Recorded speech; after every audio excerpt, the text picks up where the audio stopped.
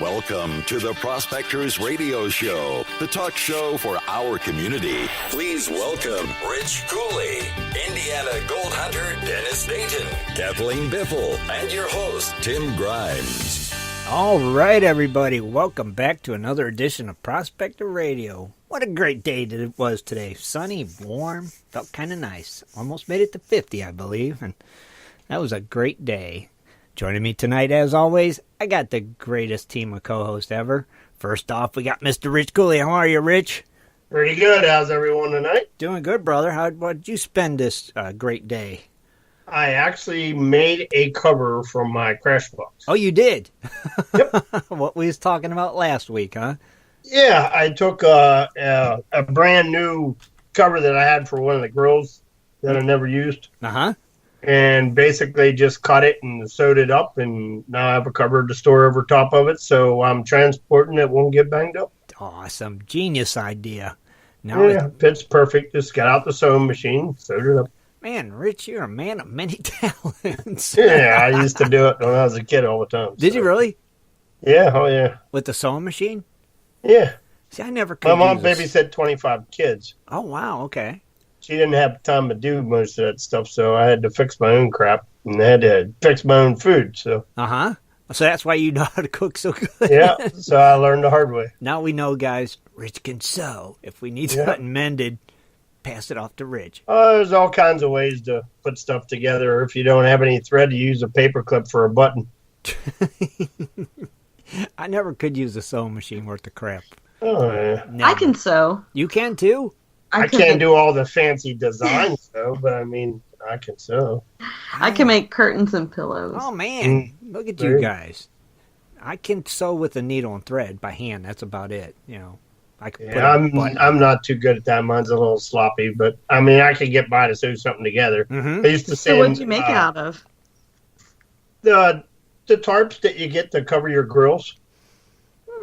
You know, the black canvas tarps. They have like a little light sheet of paper on the inside or a little cushion on the inside. Mm-hmm.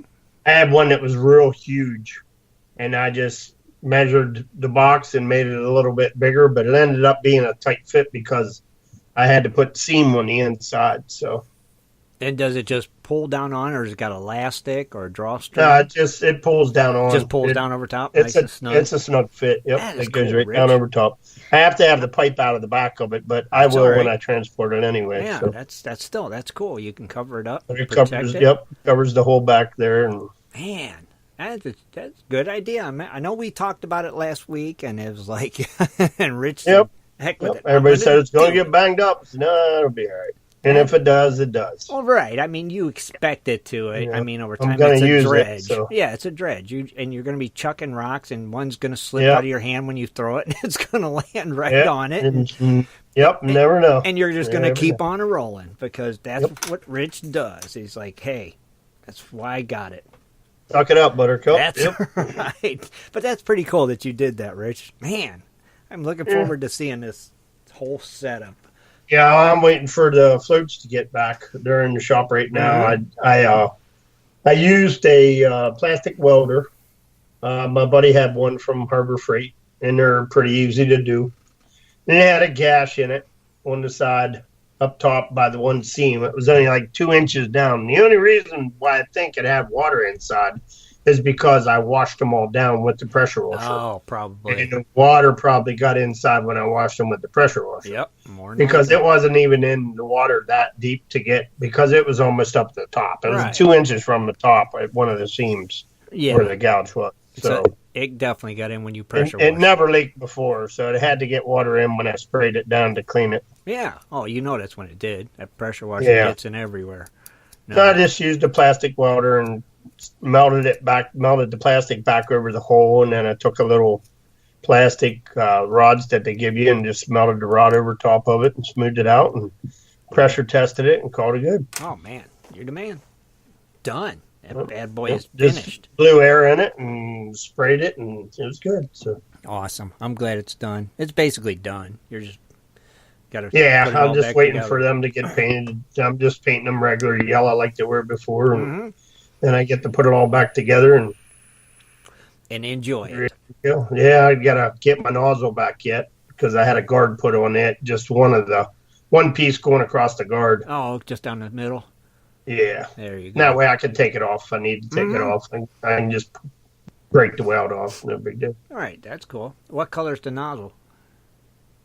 Just regular. Oh, you regular. left it just a regular silver. Yeah, I didn't paint Bronze it or or whatever it anything. is. Oh, okay. Not yet, anyway. Not yet. I probably won't because Okay. it'll get beat up digging in the ground anyway. Oh, yeah. So.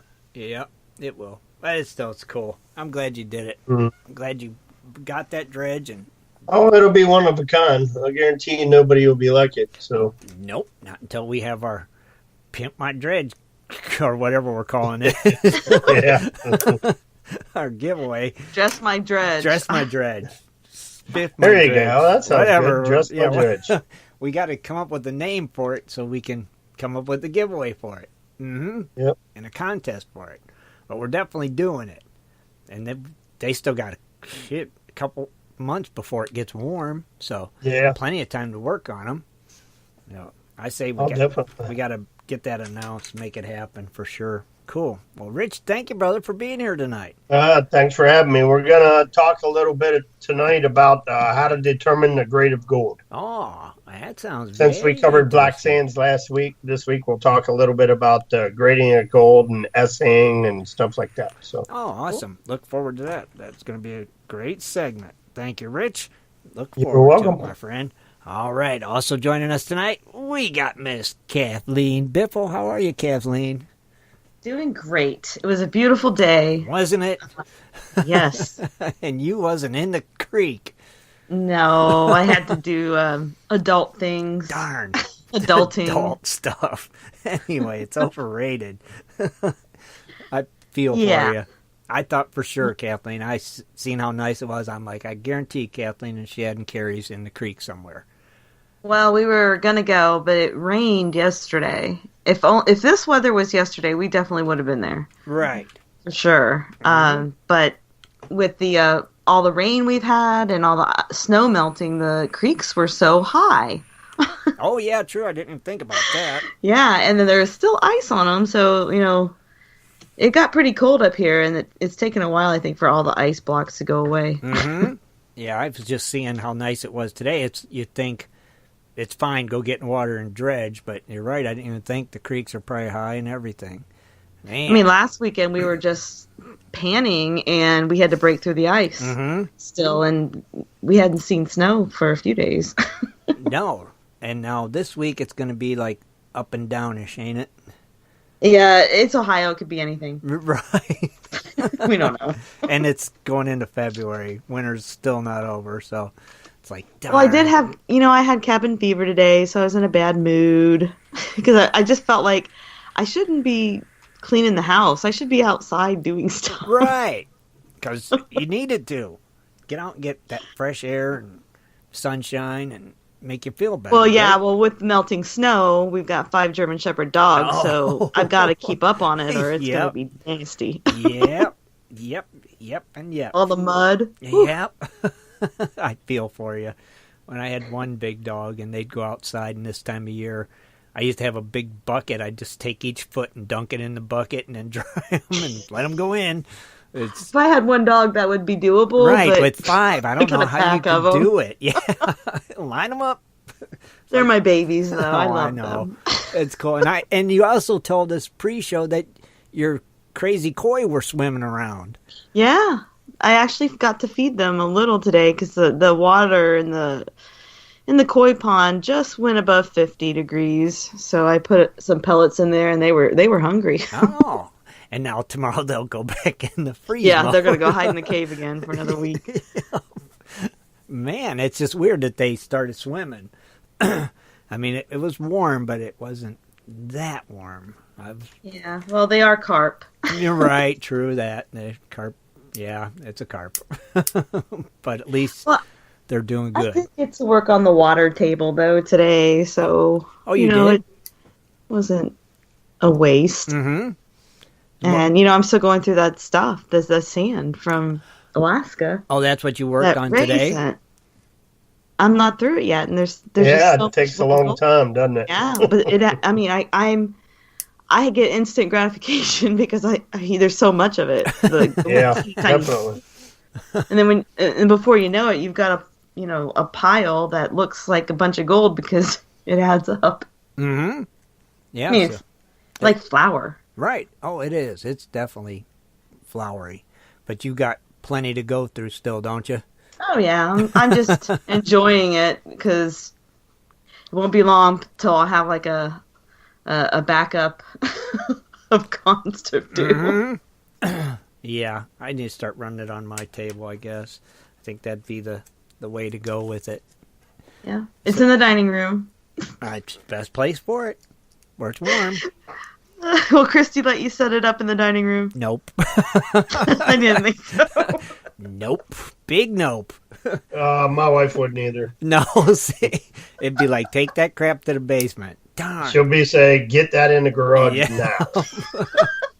Hey, I could take mine to the basement at least. It's like, darn, I don't want to sit down there and do it. It's boring. I want to be... I could listen to the TV or something. I know. You know? I like to be warm. Yeah. Yeah, that's just enjoyable. But no, she won't allow it. Darn it. And Well, it's kind of neat, too, because the really, really fine stuff, it takes a while to just... I run it so slow that I can put some stuff down and, let it sit there just for 2 or 3 minutes and walk back to it, and all the gold will be sticking there. Oh, wow. Well, that's cool. You just sprinkle it, walk away, and come back. And then it doesn't go off the edge of the table because I've got that medical tape. Okay. And I'll just come by and like, okay, did I miss any? And that stuff you just have to keep brushing it.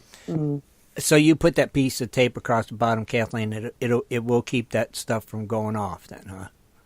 Yeah, okay. It does. It gives you that extra time, and then you just play with it, and then when you're ready you got all the gold out, just let it fall over the edge. Kathleen, is that like a white cloth tape? Yeah, is it the or cloth is that one? the clear tape type? It's medical tape, yes. The cloth. I know, but tape? they make a medical tape Yeah, in it's cloth. a bunch of different types. So it's cloth. It's so the cloth one, not the. Is it wide or skinny? The tape is about an inch. Okay, so But that's the I've widest got it stuff, doubled a little bit. Yeah, I Okay. got some of that right Because here. I was looking at it at the store, and they had like so many different types of medical tape, and I was like, you got to be kidding me. And they had this white little skinny stuff that when you put gauze or something, when you use that. And then they had the elastic, stretchy stuff that was white, and it was probably about an inch wide, and that's probably what you're using. Yeah. As a cloth type. Yeah. It just helps keep the little stuff still on there because it does float. Okay. Oh, I know. So it'll stop it, and then you can just. And then I found when I was playing with the brush, There's the dogs. See, there they go. Let the dogs out. I don't know what they're doing over there. They heard something. I'm gonna get the producer on that right now. Yeah. Producer. Just another day at the Biffles. Why the dog's barking? Get on that. So yeah. Oh my goodness. I think I got some of that tape, Rich. Actually, I think I What got. was that? I think I got to roll that tape right here. Actually, in my first aid kit. Why don't you tell everybody what it is? Oh, it's like you said, it's like an inch wide and it's white and it's like a clothy type. It's not. Yep. Okay. I got some of that clear one too, and I don't like that even for tape. I didn't and like gauze. the clear. I tried Right, the that's clear. what I wasn't sure. Yeah, even for tape and gauze, I don't like the clear one. That cloth one just works so much better. And I use it sometimes if I just get a cut on my finger, I'll just wrap that tape around it, and it works as good as a Band-Aid, in my opinion. Or super Yeah, I glue. do like the cloth better than the clear stuff. But use that on your water table. Yeah, I'll have to try that. Me Then, too. yeah. I'm going to put a piece on It there. gets kind of yucky at the end, but you could just That's okay. replace it whenever. Yeah. I kind of like it kind of frayed because it gives me even more time. Yeah, it does. It's kind of grabs hold of it, probably. But you know what I was thinking with that water table? I was going through that stuff the really fine stuff. Mm-hmm. You kind of almost need a really long water table for that. Right. Like longer. Yeah. Because as soon as you put it on, poof, it's Yeah. gone. I mean, I think if it was longer, I mean, Mhm. that would be a lot easier. I mean, I can Yeah. still get it, but I got to work at it. Right. Right. And you can't put too much on the table at one time. You got to Right. do That's like what a half teaspoon at a time, even if that.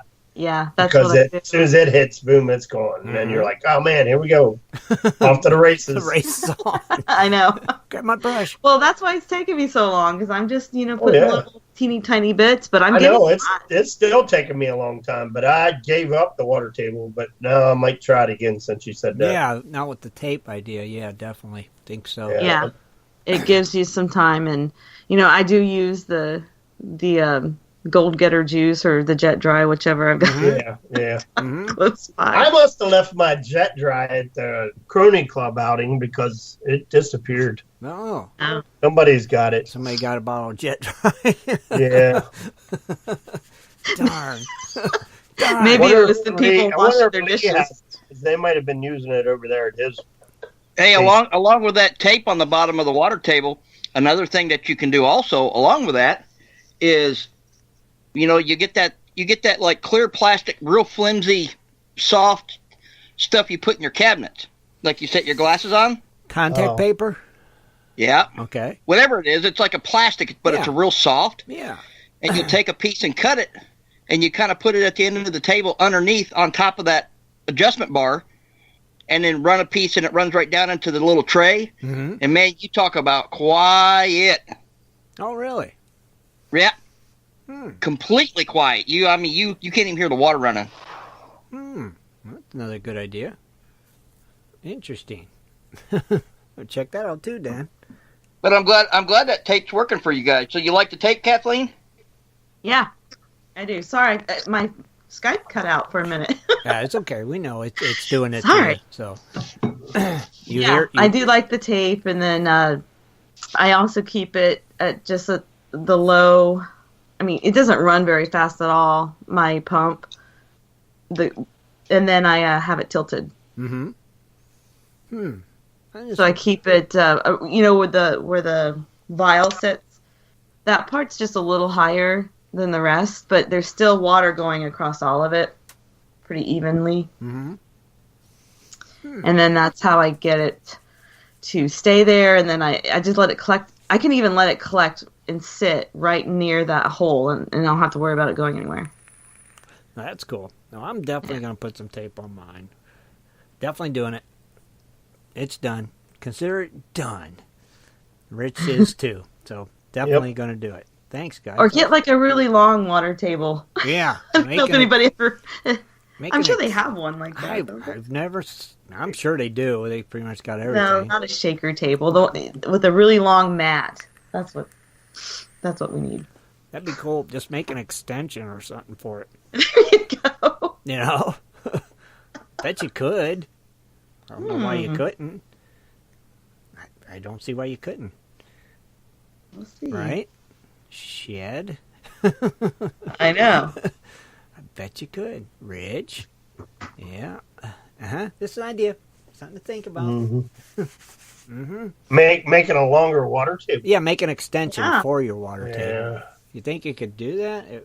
It'd have to be of slate, probably. So I don't know. It could probably be done. You could put a bracket underneath it. And do it. Just some probably. way, or throw a couple. Or have a sleeve, a piece of metal going there with a board on it. Probably. You would think it would be easy, actually, just to make. You have to make the tub bigger. Yeah, make the. Right. Your tub. You have to get a bigger tub, maybe go to like a mason's tub then.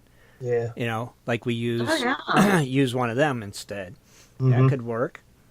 God, we come Look at us coming up with all these ideas. We come up with these ideas every week, like Rich's fancy cover and stuff. Now, next week, who will have an extension for a water table next week? Oh, we'll see what happens.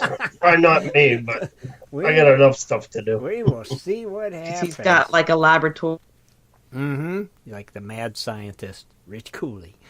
Awesome. Well, Kathleen, we want to thank you for being here.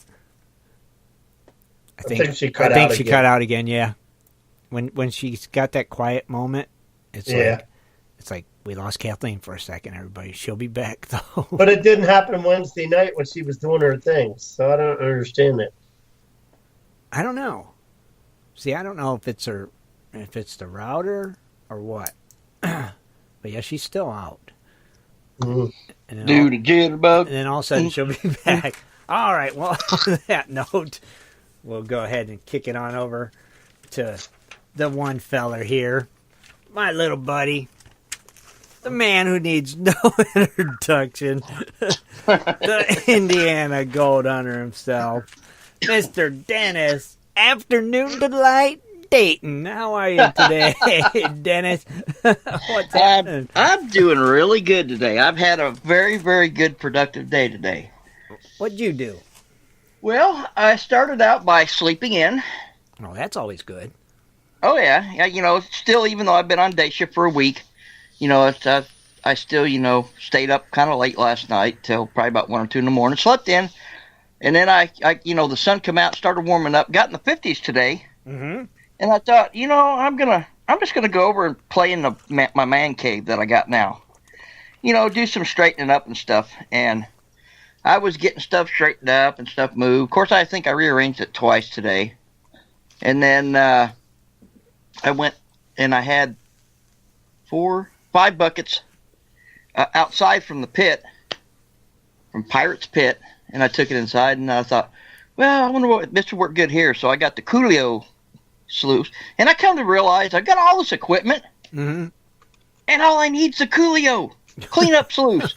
I can put stuff in it, run ripples, and pound it, and then rerun it, and put the cleanup mat in it, you know. And I got, like, you know, thousands of dollars worth of cleanup equipment, and all I really need in there is the Cooley sluice. Is that one item? But anyway, I got it set up. Of course, I got one of those, I don't know what they're called, the hoses that you turn it on and it stretches way out. Yeah, that flex hose. Yeah, whatever it is.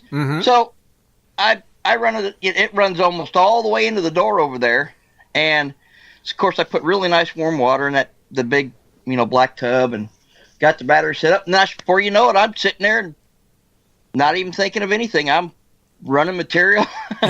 So, you know, and after the first, you know, bunch of super fine gold, that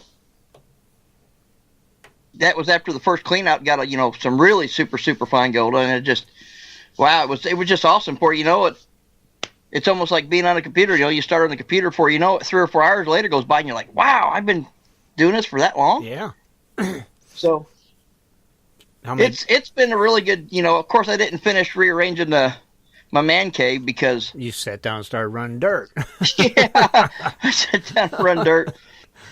But you know, the nice thing about it is I'm actually on the back in the, even on you know, that man cave's only going to be there for a couple of years before we get a modular put in. But still, I've got, well, you guys remember those 2x4s, right? That I took to our Crony Club outing. Well, I got a bunch more. So on the back patio, I'm kind of built in like a half shelter where I keep my my big generator, the one that's, you know, I can plug like 4 things in it. It's on wheels. It's a really nice big, you know what I mean, to where I can plug stuff up and run electricity in, and right. Yeah. So I guess, you know, a lot of stuff I've been tinkering with, trying to get done. And well, at least you were able to get in there and play today and run a little bit. Oh, yeah, yeah. I mean, I was just going to go in there and, you know, kind of try to finish it up, but I figured I got to playing with the dirt, and I thought, well, I wonder if I could leave it right here and let it run, and before you know it, I'm just plugging away, man. I'm having so much fun, and that's what happens, ain't it? It was, yeah, you know, it was, well, I mean, I could have went out and got in the water. Right. Instead, I stayed indoors and played in the water. I figured you might have went to the pit.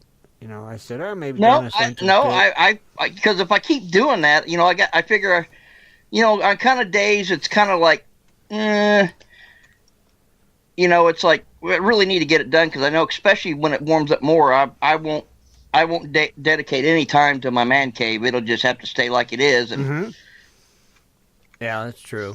So it's best to do it now, because when it does get nice, you're not going to probably even be in there, because you'll be wanting to be in the creek, in the water, at the pit somewhere, right? Yeah, and I'd be saving all the cons for, you know, the wintertime to take into the man cave. But, you know, of course, I got to playing with Cooley's thing he built me, and the first 8-inch wide one that he built, which that was actually I got for the wife.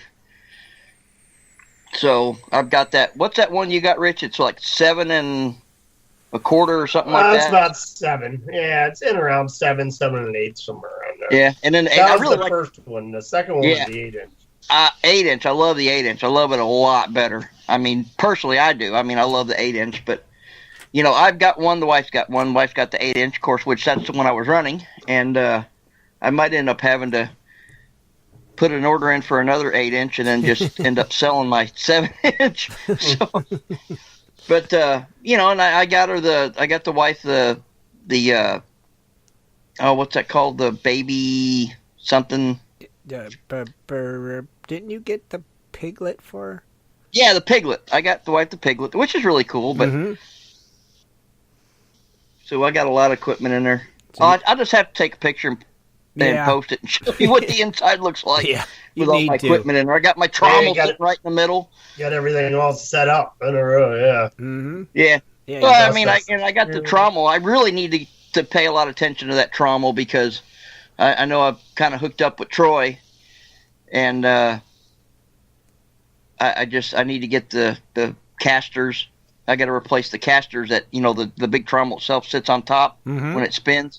A couple of casters, the rubbers wore out, and I need to get the motor off and get the oil changed, and just kind of lube everything up and. Well, yeah, get her ready, right? Yeah, get it ready because I'm going to need to get that to Troy pretty quick. He's got a huge stockpile, so.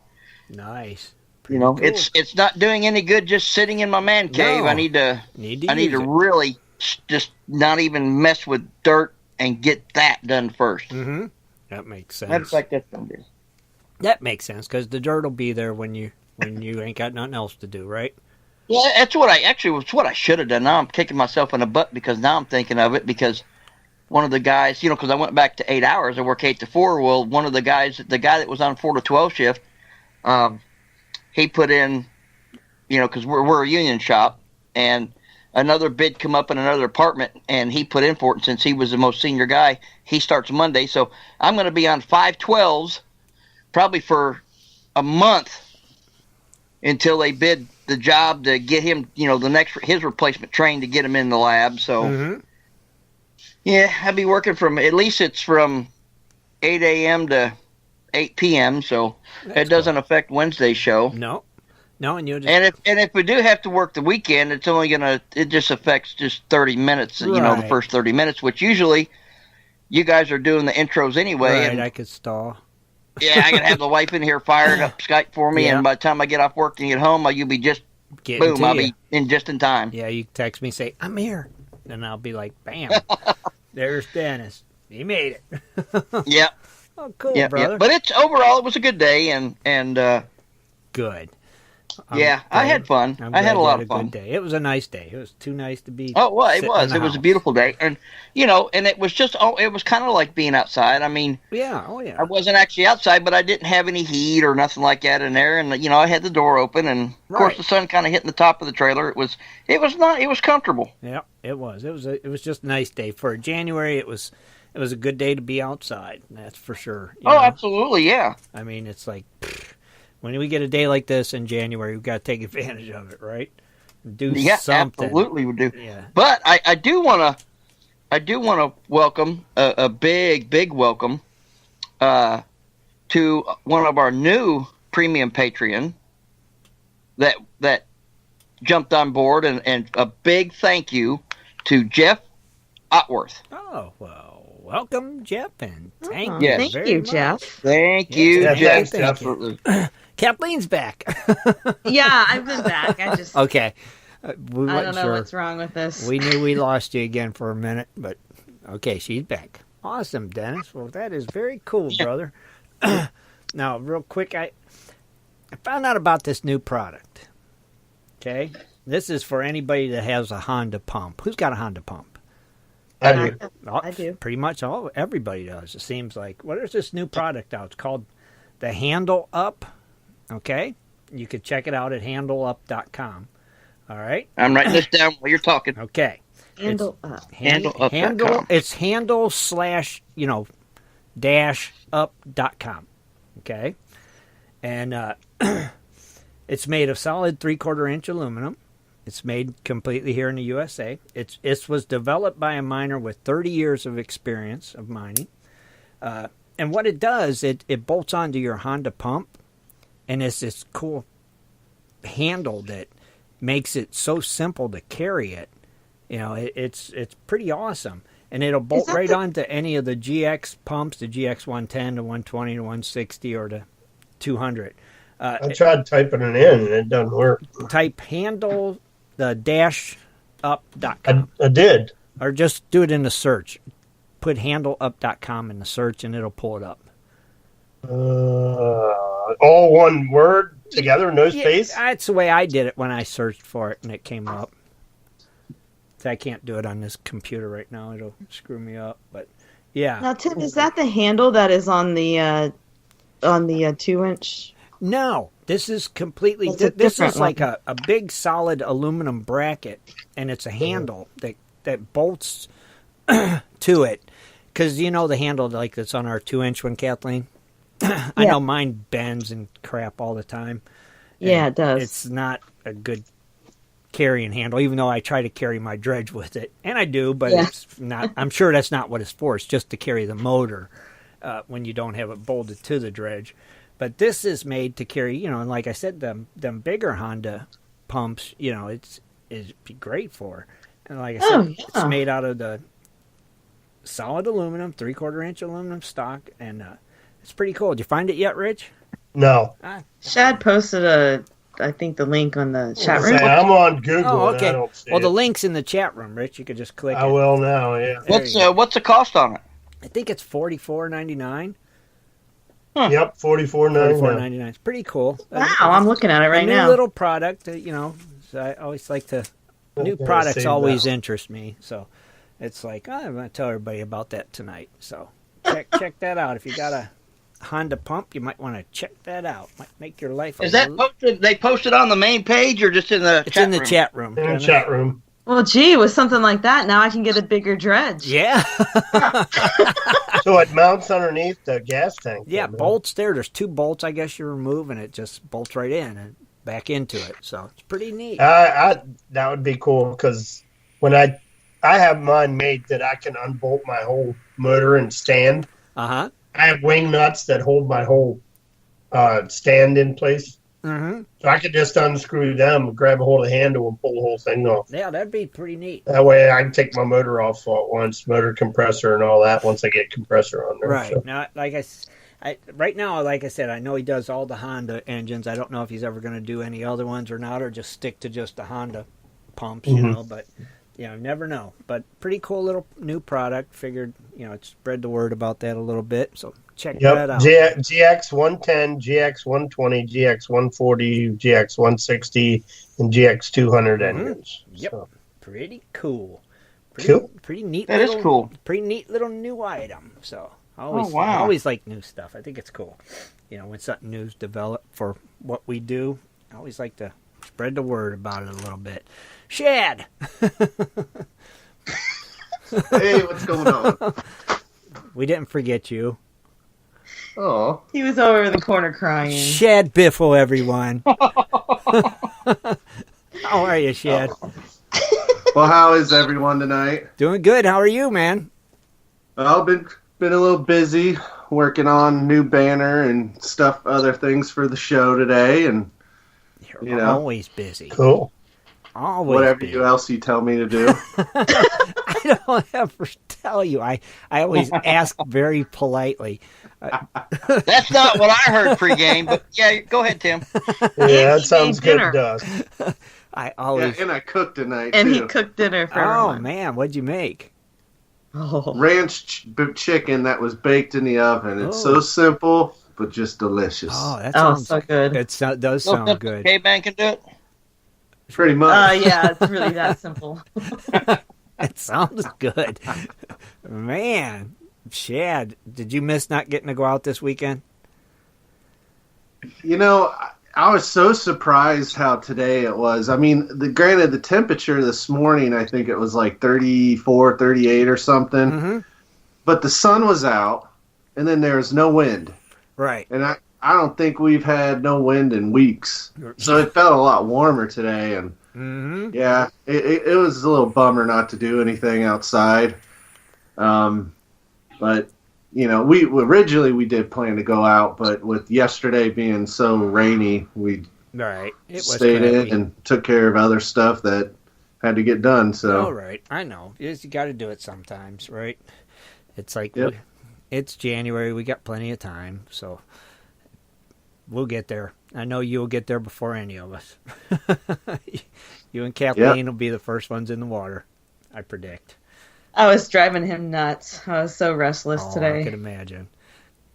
I could only imagine. So she just admitted it. So Yeah, she did.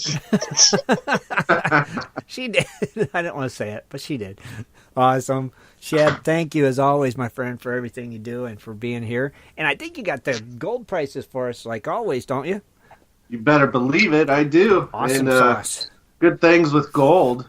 It keeps going up. So That's always it good. closed on Friday night in U.S. markets at $13.49. Mm-hmm. Wow. Up $3. Now, that made me look like, what the heck happened between Wednesday's show and Friday and the weekend? Right. On Thursday, at one point when the markets were open, it got up to $1,365. Wow. Wow. So it spiked up and settled back, but it's been, performing very well. Mm-hmm. So, yeah. I don't know if we'll see how that made me also want to look at historical data Mm-hmm. just to see the trend, which if you're ever curious, just go down to the bottom of goldprospectorspace.com and you can see the prices of the precious metals, and you just click on one, it'll open up a new window for you. And you can kind of see a 3-month, 1 year, 5 year, 10-year close prices just to see how it trend. And just remember, back in 2009, at some at the highest, it was above 2170. So Wow. hopefully it starts climbing back that way again. Very cool. But silver also went up 6 cents to $17.35. Nice. So it's doing well. Mm-hmm. I like it. And then, platinum and palladium both went down $4 a piece. Really? Oh, palladium. So platinum's only at $1,011, but honestly, that's still really doing strong for platinum. Mm-hmm. So keep an eye on that. I mean, that's still been trending upwards. Palladium, yeah, this is probably one of the first since we've been doing these prices the past, all year really. Right. Consistently. This is the first time it really dipped down. Yeah, usually it's always the one that's always at least up something. Yeah, so it's $1,086. Like gold. But here's a little fact about palladium. Mm-hmm. Back in 2009, it was below $200. What? Wow. Man. So if you ever see palladium dip that low again, you want to buy some stocks in it or something or other, a and couple ounces of it. hang on to it. Yeah. Palladium. Palladium. I thought that was pretty wild. That is pretty wild, actually. I never dreamed it was that price. Gosh darn, that's crazy. Man, but gold is definitely looking good. Yes, it is. So Like hopefully it seeing keeps that trend. U.S. dollar keeps going down, and gold keeps going up. Gold keeps it rising. Heck yeah. Man, I think we should start turning into like venom miners or something. Because I seen this thing, dude, on I probably was Facebook or something that like scorpion venom is worth like $35,000 a quart or something. It's like, let's move to Arizona, start milking scorpions, and and I'll leave that up to you. we'll be, I don't like crawling. we'll be set. It would take 100,000 years to milk one scorpion to get that much. Well, you'd have to go and catch a lot of them, but it's the most valuable. To make $35. No, 35,000. 1,000. Yeah. So is that for an ounce I think it or a was like gallon? I think it was like a quart, maybe. Might have been less. That's I don't a know. lot. It is a lot. You'd have to milk a lot of scorpions. Yep, but I was like, ooh, Need a scorpion farm. yeah, scorpion farm. There you go. Another idea. Another idea. It's worth more than like rattlesnake venom and stuff. So it's like something to think about there. You know? Huh. Maybe. Just a little, you know. Yeah, just wear gloves. Yeah, food for thought. You know? Yeah, Kevlar line. Yeah. Just something to think about. You know, figure when we move to warmer climates, you know, we can do that too. So, just something to think about. All right. I mean, do you like store it in vats? I don't know. I could research this a little more. And Oh, I find out gotta what see can this. So you can have a koi pond outside and a scorpion farm inside. Inside, right. The trick is to make it like a mechanical setup so it does the milking for you. Yeah, it just picks them up and plugs their little stinger into the thing, and it drains it, and then he tosses them aside for the next one, and you know. And then tomorrow you goodness. remilk them. It's like milking a cow. You milk a scorpion. The Scorpion Dairy Farm. Yeah, if you can milk a cow, you can milk a scorpion. That's the way I see it. Just Well, food it does for- have its medicinal purposes, That's right. It's food for thought. It's something, you know, hey, something to think about. Got to keep all those options open. It's just something I see, and I thought I'd share that with you guys. You know, I figured it's worth more than gold, so I figured, hey, man, I don't know. Crazy. Maybe we're in the wrong market. I don't know. Maybe Jimbo will hear this. maybe Jimbo. He'll build some contraption to He'll do have a it. contraption built. Yep. Maybe Jimbo can be a scorpion milker. Never That's know. interesting. Interesting. We'll call it a Scorpion Rancher. Yeah, scorpion It's rancher. cooler. Yeah, it does sound It better. could be the real scorpion king. Yep. With the Scorpion Ranch. Awesome. Well, I want to thank you guys all for being here. Shad, thank you, my friend. Thank you all. So we're going to take a quick break, and when we come back, we'll come back with Cooley's Corner. We'll be right back, everybody.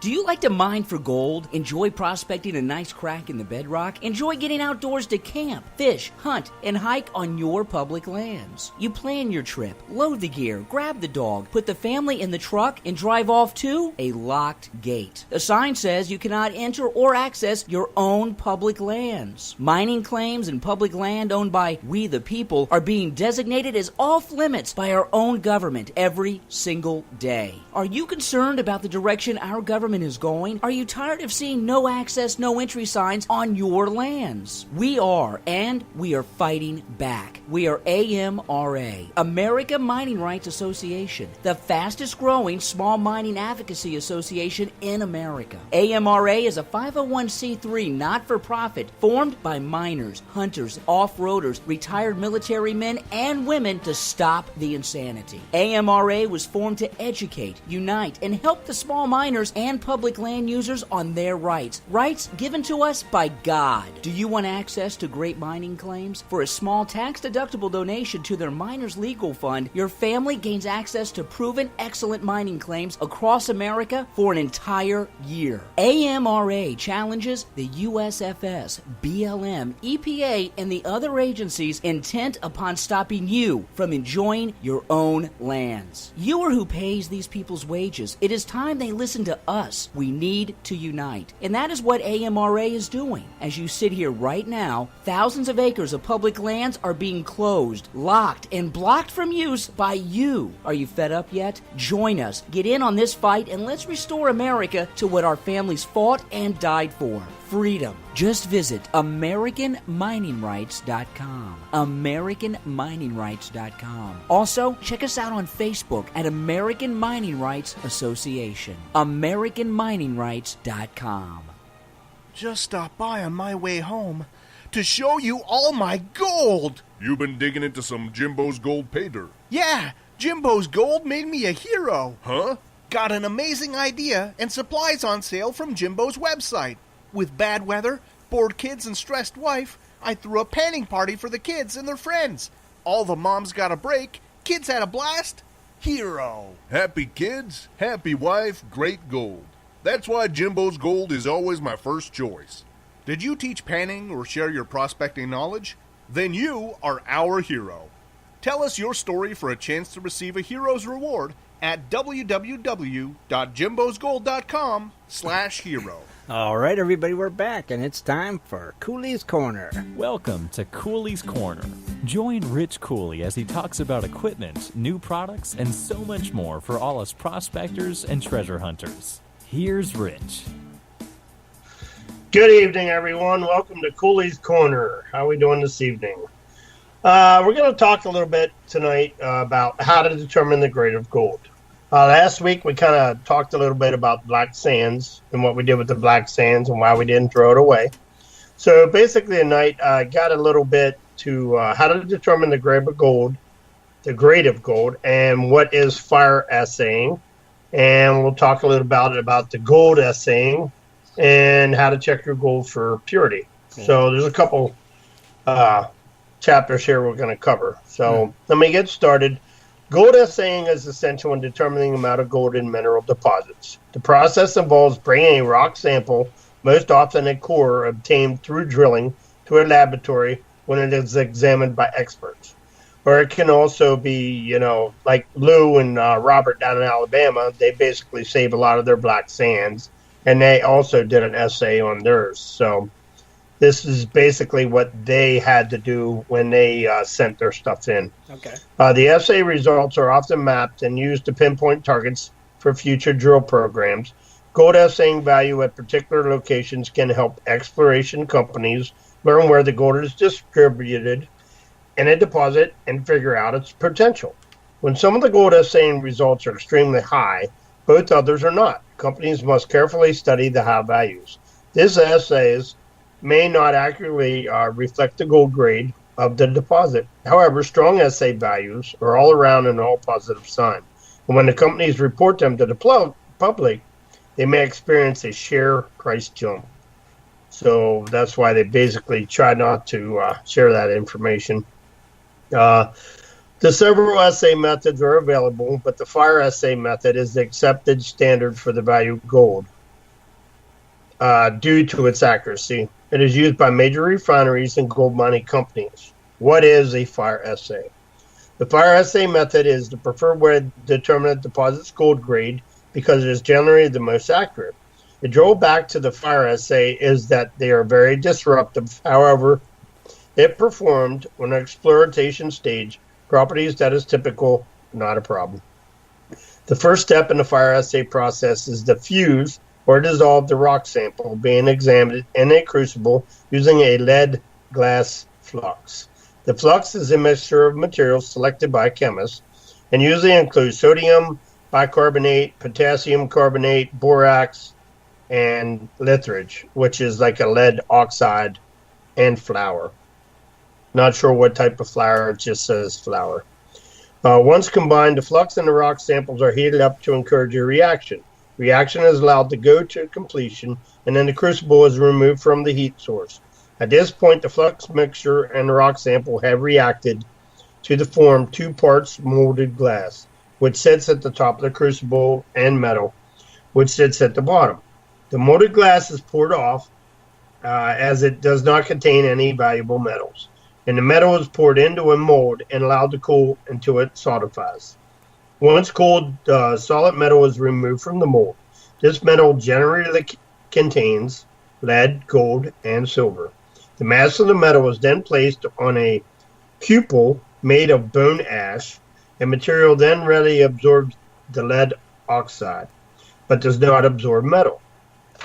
The metal is then heated, and the lead metal is oxidized to lead oxide. The oxide is either absorbed into the cupel or vitalized off into the atmosphere. What is left is a tiny bead containing all of the gold and silver that was in the original sample. The bead is weighed, and the total weight of gold and silver together is then known. The final step is to separate the gold and the silver. In a rare case of samples without silver, then separating the process may be skipped. The gold and silver are parted by flattening the bead and putting it in a solution of diluted nitrous acid. The acid will dissolve the silver, but not the gold. The remaining purified gold is then weighed. The weight of the silver in the assay is calculated by subtracting the weight of the gold from the weight of the bead that contained both the gold and the silver. Using the known original weight of the sample that may be used in the assay, as well as the weight of the gold and the weight of the silver, the contents of the ore sample in ounces per ton can be calculated. So that's a little bit idea of how they do the firing assay. Okay. Your gold assaying, determining your grade, Once the gold assaying has been completed, a company can use the results to estimate deposits of appropriate grade and tonnage. The assay results are generally converted into grades by using the amount of metal found in a sample and the sample size. If gold assay results come from the drill cores, grades must be written in terms of metal concentration over a given length. For example, 15 grains per ton of gold over 2 meters. While that provides only two-dimensional snapshots of a materialized area, enough assay results in one vicinity can be combined to form a three-dimensional graph of the tonnage and the grade of gold deposit. Investors often respond most strongly to news about deposit grades, but the grade also plays an instrumental role in behind the scenes, your financial analysis of the mining project. All mining operations come at a cost, and the costs can be very widely according to several factors. Exploration companies generally compare two key measurements when they're estimating the project economics: the average grade of the deposit and the cutoff grade. The cutoff grade is the grade of the material below which the mining is economic. Calculating the cutoff grade involves completing a mini-feasible study in which all of the known and potential costs of the project are accounted for.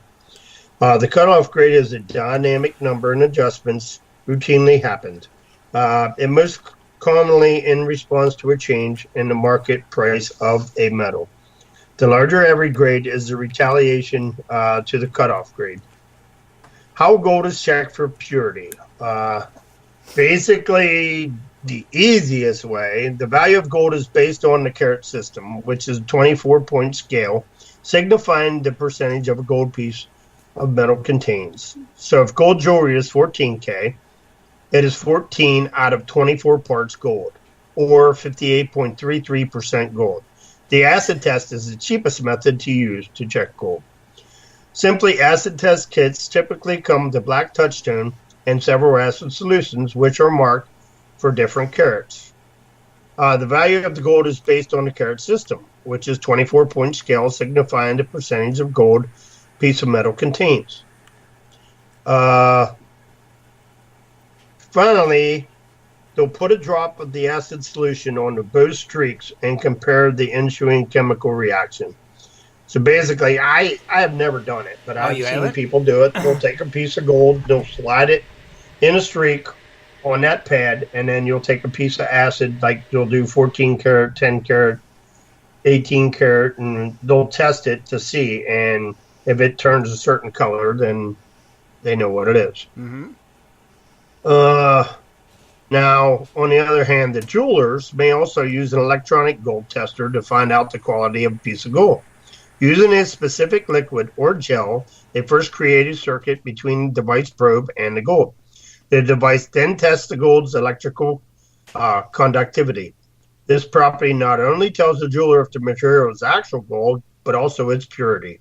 Electronic gold testers are fairly accurate when used properly, and they also must be fully clean with the gel in between uses. The most accurate testing is the X-ray forensic spectrometers. These machines, which can cost thousands of dollars, send X-rays through the tested items. Materials atoms become momentarily excited and move into higher energy state. When they return to the ground state, they release radiation, which the XRF detects and reads. By analyzing the radiation, the machine figures out exactly what the item is made of. So that was a little bit information I got. I actually just did the test strip one time. Right. And we found out it was 18 karat gold, and that was some of the gold from Ohio. But with the acid, you mean? Yeah, just with the acid test. A buddy of mine does gold, and he does the acid test. So he had a kit, and I said, "Hey, I want to check this piece and see what the purity is." And yeah, I think 18 sounds right. I know I got one of them kits too. You know. Oh, do you? I don't have one. I never tried it except for with him.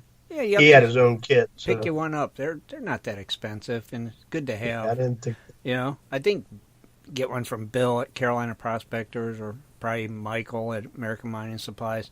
Any of them places probably all have them. I think I might have got mine from Bill. I can't even remember. It's been so long ago when I got it. But yeah, it's a good item to have, actually, because You never. I even think it had a tester and acid for, might have been platinum or something. I'm not sure. Oh, really? Yeah, because it had the 3 for gold and then I think 1 for maybe platinum. Can't remember. I'd have to dig it out and look. You know, it's something to think about, right? Right. That is correct. Now, where's the? I don't know if you know this. Where's the most purest? Isn't that Georgia is the most purest gold in carat? I can't answer that. Oh, I don't see, know. I thought it was Georgia. I'm not 100% positive, but I think it's 22 or something up there. And Yeah, I'm not he said sure. 18 sounds right for Ohio, but pretty. What is that in Dahlonega area down in Yeah, Georgia? yeah, I think so. You know, I swear it is. I might be wrong. If I'm wrong, somebody call me on it for sure. But definitely, it's always nice to know what you have, right?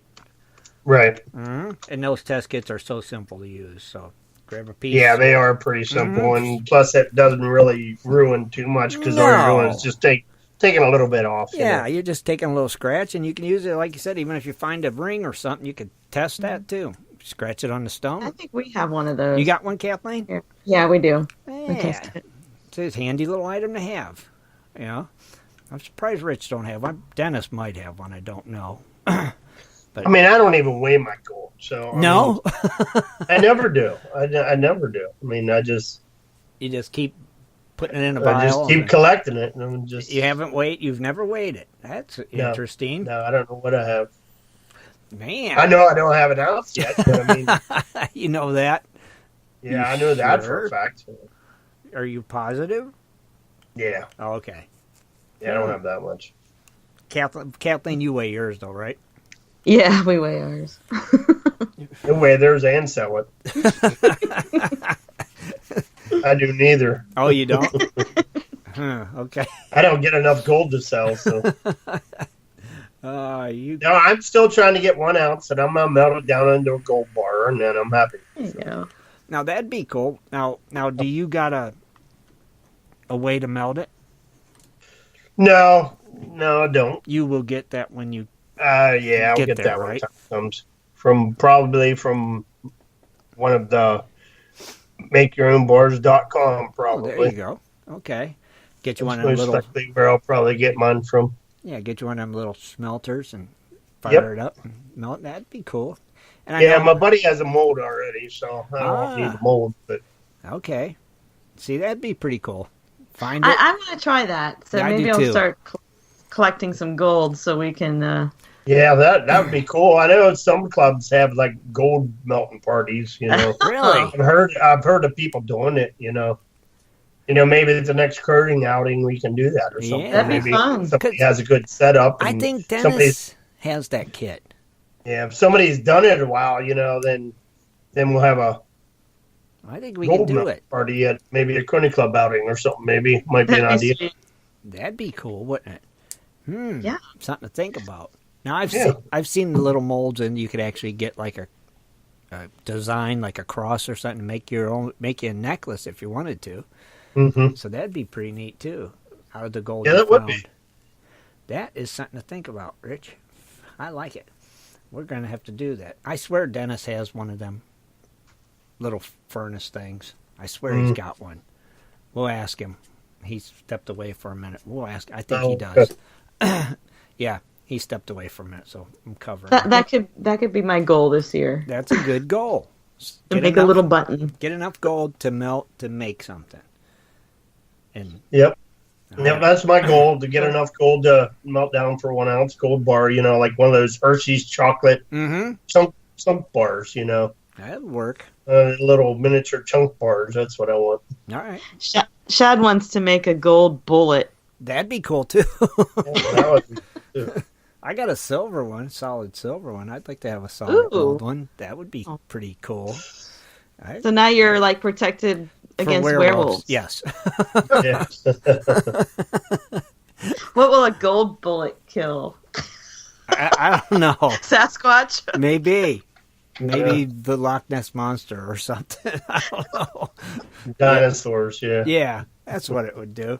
Interesting. Very interesting. I think what we'll do is I think we'll have Kathleen get us a name and give away a gold pan vial snuffer from MakeYourOwnGoldBars.com. Since Rich mentioned Make Your Own Gold Bars, so that's why I did that. I think we'll just go ahead and do that then. That's actually what I'm. Go ahead. Oh no! Go ahead. No, I said that's actually what I was going to do anyway. I wanted to get a hold of them, and actually, I was on their site looking, and they do have all kinds of stuff on that site. It is amazing. Yeah, other than Make Your Own Gold Bar stuff. yeah. I mean, there's so many different stuff on there that I want. It's like, oh yeah, I get that, and oh yeah, there's something else. The old want list. Man. Yeah, boy, I would want to have that. Interesting. Very cool though. So Kathleen, just let us know when you're ready, and the rules are. I have a name. The rules are as always: 1 minute 30 seconds to answer in the chat room that you are here. It's that simple. So Kathleen, let's hear the name. The name is Dustin Davis. Dustin Davis. 1 minute 30 seconds. Oh, you're supposed to get that backward. Dang it. I knew I was forgetting something again. I need a Dustin, are you out there?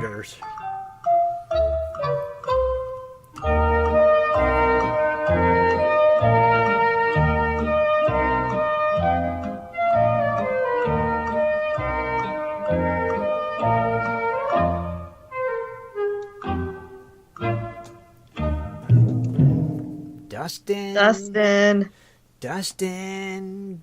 What was the last name? He's over in the other. He's in the other room. Oh, he's in the other room. Oh, you got to get in. He says I'm here, but he's in the other room. He's in the wrong place. Wrong chat room. You got to get over to the Gold Prospector Space chat room. Hurry, run! You got time. Oh no! Come on, Dustin, jump over there on Gold Prospector Space. What other chat room? Spreaker? Yeah. Yeah, he's in Spreaker right now. Oh, he's logged in the GPS, so he just needs to jump in the chat room. Come on, 34 seconds. There he is. Yeah. Man, that was close. Good job, Dustin. You are here. Yep, we see you. All right, Rich is going to send you a message. Get your mailing info, and we'll get that over to Steve, and he'll send that out to you. Way to go. Dennis, keep doing what you're doing. Yeah. Yeah, I sent you a side chat there, Dustin, on the main page there, right beside the chat. Just answer me. Yep, that easy. Just give Rich your mailing info, and we'll get that off to the right people and get that sent out to you. Congratulations, and thank you for listening, Dustin. On that note, I think we'll open up the phone lines. You're listening to Prospectors Radio on the Gold Prospectors Space Network. Phone lines are open. Have a question? Give us a call. 419-520-7574. Ouch. I'm sitting here in pain, guys. Sorry. Did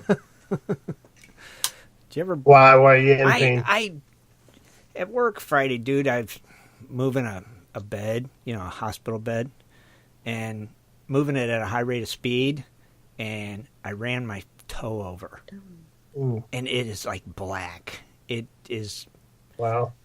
It's a mess, and it just hurts so bad, It's awful. I know it's probably broken. I broke it once before, that same toe, and the nail. Oh, it's just awful, and it just hurts.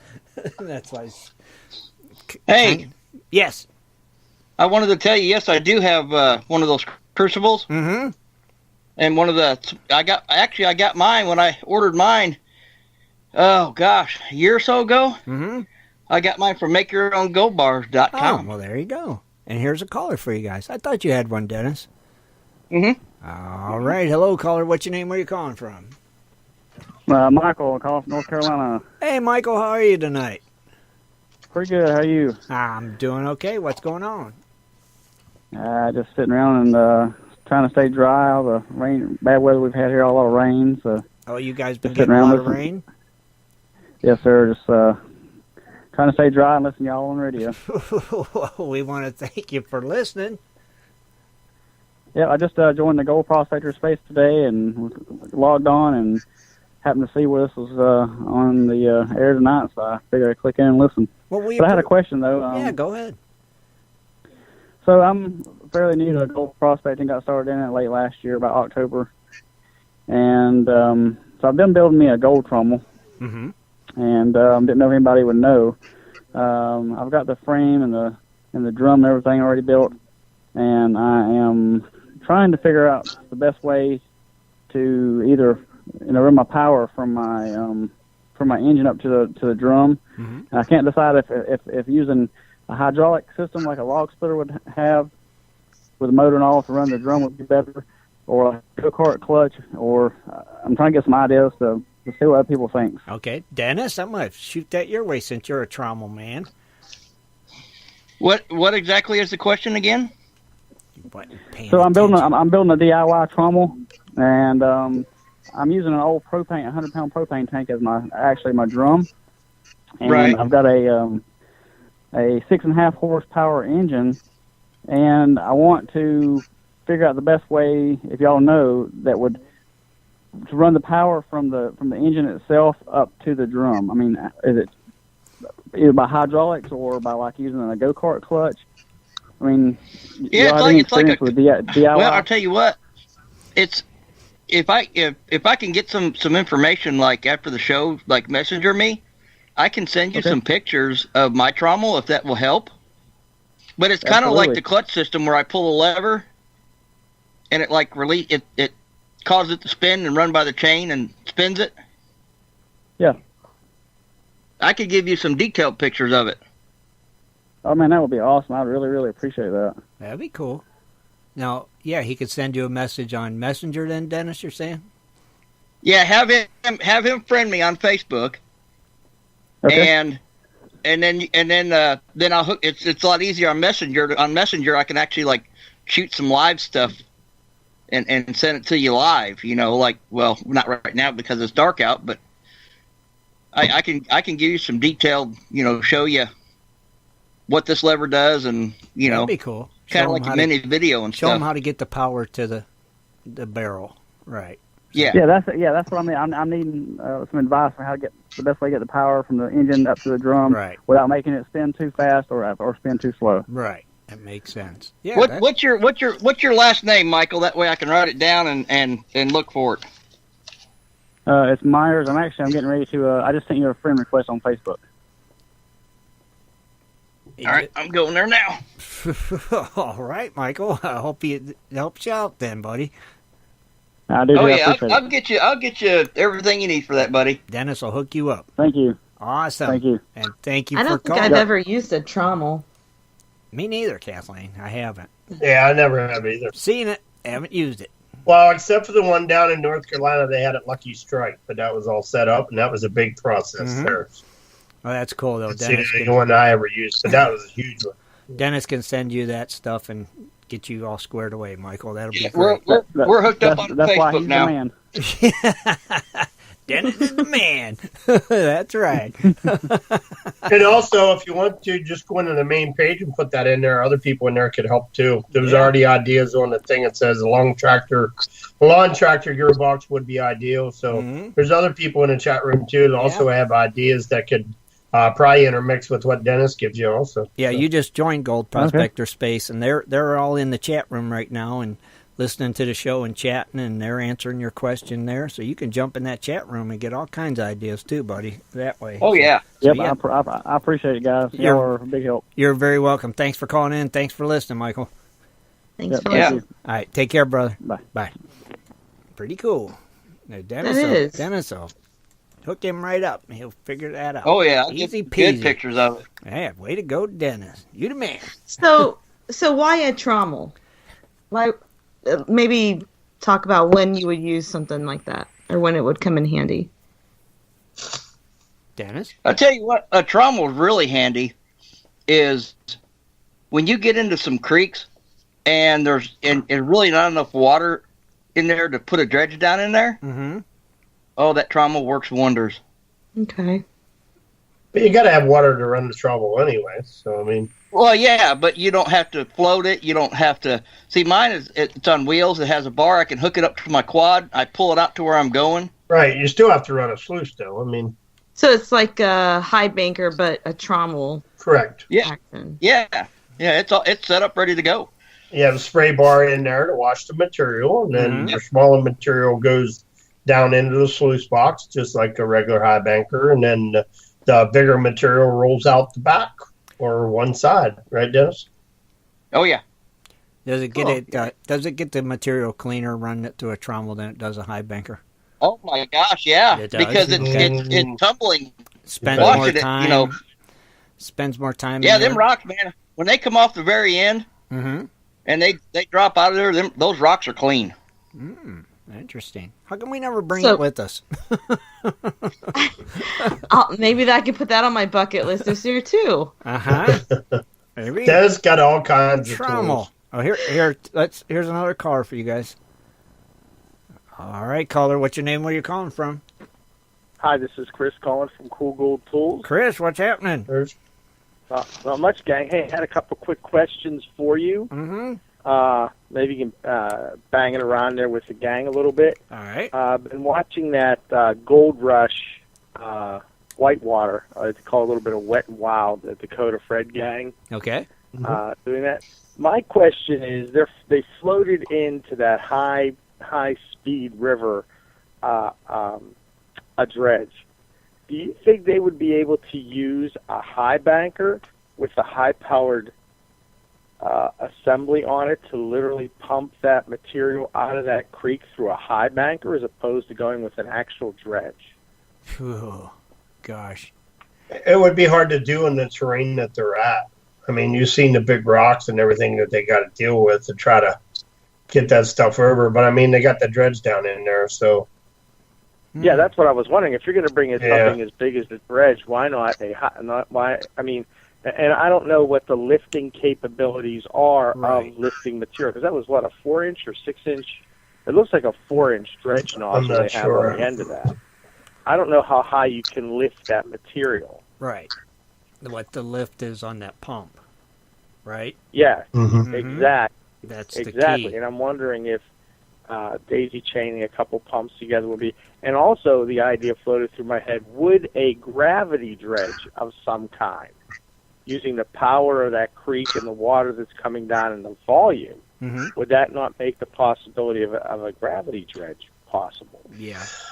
I think the main problem would be where you'd set up the high banker with all the rocks and stuff, because there's really no level area there, you know. Well, they built those stages themselves. They built a stage, Yeah. you know, Right. where they set everything on. That's true. And you know, I don't know. Yeah, I'm just looking at that and I'm saying, you know, why aren't they just pumping that stuff up out of the bottom of that creek into a high banker and then out? Yeah. Why are they going to all the engineering of lowering down a dredge that basically does the same thing, but how much higher are you going to bring that?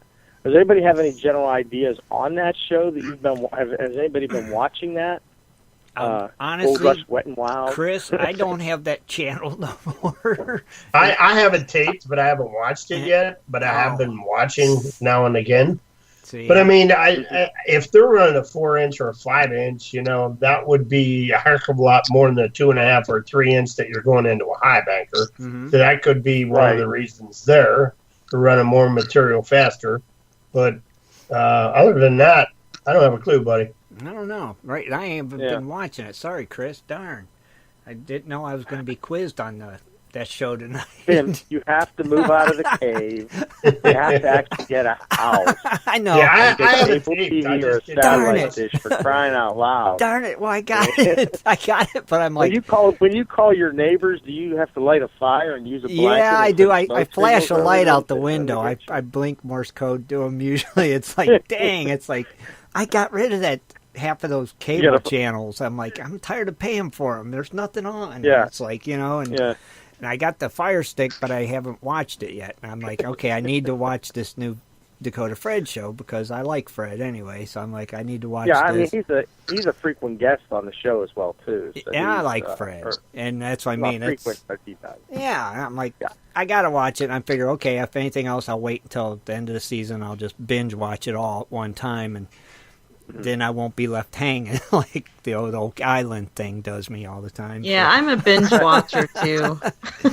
Sometimes it's easier to binge watch, I think, and just be done. Yeah, with John Hunt said they're using a 6-inch floating dredge. Oh, so they got a 6-inch dredge in there. Okay. Yeah, so 6-inch, you're running a heck of a lot of material.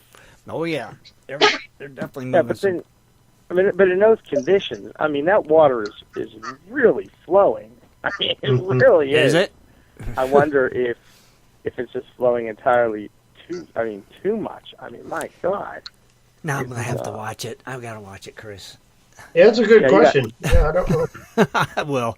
I'm gonna watch it. How about Dennis? Has Dennis watched any of that? Is he still around? He's there. Dennis? I'm here. Have you watched it?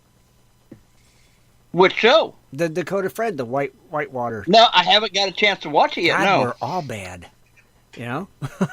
All right, one of us has to watch it. Now it's official. So watch it, and then we'll talk next week. Hey, sounds by good, the way, Chris. Before I go, any predictions for the Super Bowl?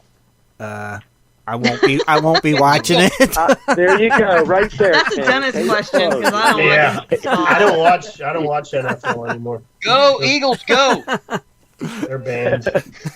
Fly Eagles fly. I'm getting sick of that, so that's okay.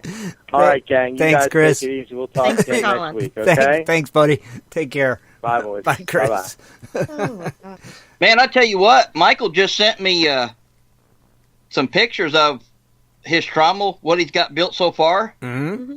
That thing is sweet. Cool. Post them on GPS. Let's answer. Here's another caller. Here's another caller. All right. Hello, caller. What's your name? Where you calling from? Hi, I'm Brian from Western Washington. Hey, how are you tonight, Brian? Hi, Brian. Hey, I'm doing well. I had a question about, I might be a little off track here from the trommel. That's all right. But I'm dealing with that beach sand, that real fine black paint in the rear. But has anybody heard of, I think it's called heat cracking, where you take the black sand, you heat it up real hot, and then you hit it with some cold we've water? talked about that last week on my show when I covered black sand. If you go into our archives and listen to the show, we'll probably answer most of your questions there, possibly. Heck yeah. Oh, okay. I was interested in gone last week, trying so it? I'll look that up. Are you going to try it? I was thinking about it. You know, I'm always looking for ways to get most of gold out of the sand. I've been experimenting with that gold hog mat, and I've had real good success with it, but it seems like there's always more. Oh, yeah. Well, yeah, like Rich said, last week he did talk about this. He covered that whole thing and told how to do it and everything. So if you pop into the archives, listen to last week's show, it should answer everything. If not, let us know. I'm sure Rich can answer it for you. Yep, last Sunday show, buddy. Now, is there a lot of gold in the sand and the beaches in Washington? Actually, I mean, a lot is kind of relative, but I've only been doing this beach sand thing for probably 6 or 7 months now, but I feel like I've, a couple grams. The biggest day my group had, anyway, I think one guy got about 3 grams for about 4 or 5 hours worth of running. Yeah. Heck yeah. That's real good. and it's super fine stuff, but we're having problems with, we can't ever get it exactly right now, and you'll never get all of it out there, but we can get that really super it is super fine stuff. It seems like you can run faster and get that, but you lose your bigger kind of flake gold, or you can kind of tune the mats to get your flake gold, it seems like, but then you somehow are missing that really super fine. It's just it's hard to find that happy medium, and I was interested in that gold, that heat cracking anyway. There you go. Always looking for something new, Right. Oh, yeah, definitely. So give it a try. Let us know how it works out and what kind of results you're getting from it, too. Yeah, absolutely. My whole goal was to get out there and kind of beat the stereotypical gold cube deal, and I think we're closing in. Oh, good. I know I'm going to have a lot of haters out there, but it's a good product. But I kind of try and not do what everyone else is doing, and I think I'm closing in on you. So if anybody wants to come to the beach here in Western Washington and have a face-off, I'd be more than willing. Oh, cool. Now, that would be a new type of prospecting for me, because we dredge here in in Ohio. So I definitely would like to try that beach. Mm-hmm. So you just high bank out there then, or you just sluicing? I'm sorry, can you say that again? I said, do you high bank out there in Washington? I don't think it's allowed or anything. I'm not sure. I'm not familiar with the rules in Washington. How do you prospect? Well, on the beach, we're allowed 10 square feet of riffle area. So the way that, 10 square feet of riffle area. So you can have, a real long sluice if you want, as long as you stay within 10 square feet. And then, there's a few other rules you have to follow. You got to stay out of some certain zones. Right, but can you run a high banker then with the motor? Or? Yeah, I actually recently got one of those, I guess the Piglet. It's from Goldhog there. Mm-hmm. And I originally built my own boxes, to equal 10 square feet and then run at different pitches and different water flows and whatnot with the Goldhog matting in there. And at any rate, it's working real well so far. A lot of people right now are focused on the Gold Cube. It's real portable, real easy. Right. But they can't quite do the volume of sand on the beach. So I figure if I'm losing a little bit more than they are, but I can run a lot more sand, it's proven to be a little bit more effective. And of course, the concentration of gold on the beach it changes from day to day. However, you find a good spot, and I feel like anyway that I can give anybody a run for their money. Wow. So are you running a 10-foot sluice? Right. I have the Piglet, and then I have my own custom built, basically just a wood box. Just basically extending the. What pump are you using to run a 10-foot sluice? I'm using a sump pump. It's about 3,000 GPH. 3,000. Okay. Just about, give or take some, depending on how, the day, I guess. But anyways, it works. I can pump the sand through pretty good, and it seems to work real well. So nice. But there's always just a little bit more gold in there, and I wasn't sure. I'm gonna go look up that video or that podcast on that heat cracking. Yeah, it was last Sunday show, so definitely check it out. And like I said, let us know for sure how it turns out for you, if it was worth it. What kind of recovery you get from it and stuff. We'd be interested in hearing that for sure. Call back in, let us know. Oh, absolutely. I'm making this. I got my alarm set on the phone for every. I guess you guys are doing Wednesday now, right? Yeah, we've been doing Wednesday for a while now. So West Coast Wednesday, we do it at 9:00 though instead of 7:30. So tune in for that. That's always a lot of fun too. So we'd appreciate you tuning in. That's 9:00 Eastern time. In Washington, that would be what, 6? 6, yeah. Okay. 6. No, I got all that figured out, and I'm fairly new. I think I joined a couple months ago, or maybe a month ago. I don't know. Time flies around here, so it was a little bit ago. Well, we appreciate you listening, that's for sure, and for joining. Welcome to the site, and thanks for calling in. Heck yeah. Oh, thanks. Thank you. Well, I really enjoy it, and it's a good time, and I love the sport of prospecting, and I'm trying to really recruit people down here because it's a good, clean pastime, and I think more younger people should get into it. You're right. You're right. We agree 100%, man. Thank you, brother, and. So, all right. Thanks for calling. Yeah, no problem. Have a good one. You too. Take care, buddy. All right. Bye. Yeah, you too. Bye. All right, bye. That was a good question. Nice. What was his last name? That was Brian, right? Yeah. Was it Brian Bernard? Is that what Bernard? I'll have to listen to the I can't show remember. to find out. Look. Yeah. It's like I just here's another caller for you. Hold on. This is. I ain't gonna say what's your name, where you're calling from. Hey, what? This is Toledo Jess. What's happening, Jesse? Not much. Well, I was going to answer Chris's question about why they're using a dredge down there.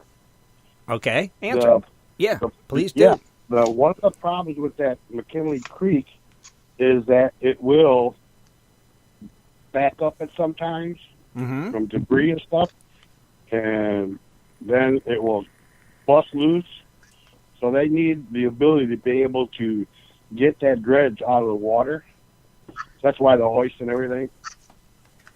So that's why they're using a dredge. Ah. So they can pull it up down out of the water because they have to be aware of the fact that every once in a while, it's up the creek somewhere, they'll get a blockage, it will dam up. And they say one of the things they're looking for is when the water starts dropping, they know to get out of there. When they see the water start dropping, they know to crank that thing up out of the water and get out of there, because when it busts through, it's going to bust through. Ah, well, see, Jesse, you've been watching that show, right?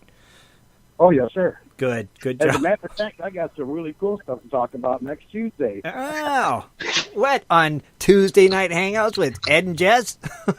Yes, sir. At 8 o'clock Eastern Standard Time on Tuesday? That's the one. Oh, okay. I hope everybody tunes in for that on Tuesday night for Tuesday Night I do Hangouts. Right, I do a little review at the beginning of the show talking about that show. And did you stick around long enough? Yes, I Kathleen? did. I always stick around long enough. I'm usually there. I can make it about an hour and a half before my battery goes, and it's like, and then it's like, darn it. Good show though. And then the guy that called in from Washington. Mm-hmm. Somebody posted on there that he needs to get a hold of Dennis Peterson in, how do you pronounce that? Walia, Washington. Walia, I think it's Walia, yeah. Walia, or how you pronounce that? Something weird like that. Indian name. But yeah, get a hold of him. He works out on the beaches all the time. Oh, okay. In fact, you can look him up on, he's got a YouTube page also, Bedrock Prospectors in Puyallup, Washington. Oh, Puyallup. Okay. Yeah, Puyallup, however you pronounce it. Ed knows it. He's from there. Yeah. But yeah, Tuesday night, we're going to talk a little bit about whitewater. All right. And some of the goings ons, and I'll be there. Tune into the show. You can ask your questions, and then we'll go from there. I'll be there. If I come up with a question, I'll call. Okay. Yep. So that's why they use a dredge. Awesome. So Well, you thank. get it in and out of the water really quick. Well, thank you, Jess. Thank you for calling and answering that for us, my friend. We appreciate it. No problem. All right. You have a good evening, buddy. You too. Talk to y'all later. Talk to you Bye, Tuesday. everyone. All right. Take care. Jeez. Bye, Speaking Jess. of using a dredge, Mhm. did you see the article you shared, Tim, on our site? Oh, the Amber one? Yeah. Yeah. Shannon had posted it about the the Idaho State Department of Agriculture to get rid of some type of crazy weed, I guess, that's sprouting up in the water. Did you notice they were using a Proline? Yes, I did. It was a Proline 2-inch, wasn't it? Yeah. It was like our little backpack dredges. It's like, really? They'll So use them. there is positive benefits for dredging. Yeah, it was kind of odd, wasn't it? It was like, really? And that's why I was glad Shannon posted that. I'm like, we got to share the crap out of this one. This is just I know. great. They can use them. Nobody else can. It's Pretty cool. You'll have to research that one a little more, Kathleen, and see what you Yeah, can I'll find talk out. about it a little see bit what on you can Wednesday, find out maybe. about that. Yeah, get a little more into that one. That was kind of interesting, wasn't it? Yeah, it was. But using it to remove it was it a weed or an algae? It's some kind of aquatic weed that's very invasive. Uh-huh. So yeah, they had to clear some area with it, I guess. But I'll have to look into it more. It was cool though. Thank you, Kathleen. Yeah, do that. That would be interesting. I want to know more. And speaking of know more, got your closer look going to be coming up here pretty soon, right? Oh, yep. Next Sunday, I'll do Sunday. that. Nice. Mm-hmm. Then, of course, on Wednesdays we do just the news where we cover different things in treasure hunting and mining, whatever's in the current news, Mm-hmm. and then a fun fact usually. Yeah, which we enjoy so much. Kathleen, They've been getting longer. The fun facts. I know, but that's cool. I know, I love them. Well, it's like when I read something, I want to know more. Mm-hmm. Yeah, and I want you to tell us more. It's like I could just sit there and listen to you just telling us about it all night. It's like, so tune in, everybody. It's 9 p.m. Eastern. That is 6 p.m. Pacific time, and 7 in Mountain? I think. I'm no good at that stuff, Kathleen. That's how it goes. West Coast Wednesdays. Right here on Prospector Radio. Right? Heck yeah. And on that note. Ooh. What? You okay? Birthdays. Oh. Want to take a quick break and then when we come back, birthdays? Oh, yeah, we can do that. Let's do that. When we come back, birthdays. We'll be right back, everybody. We hope you've enjoyed the show so far here on Prospectors Radio. We'll be right back after a quick message from our sponsors.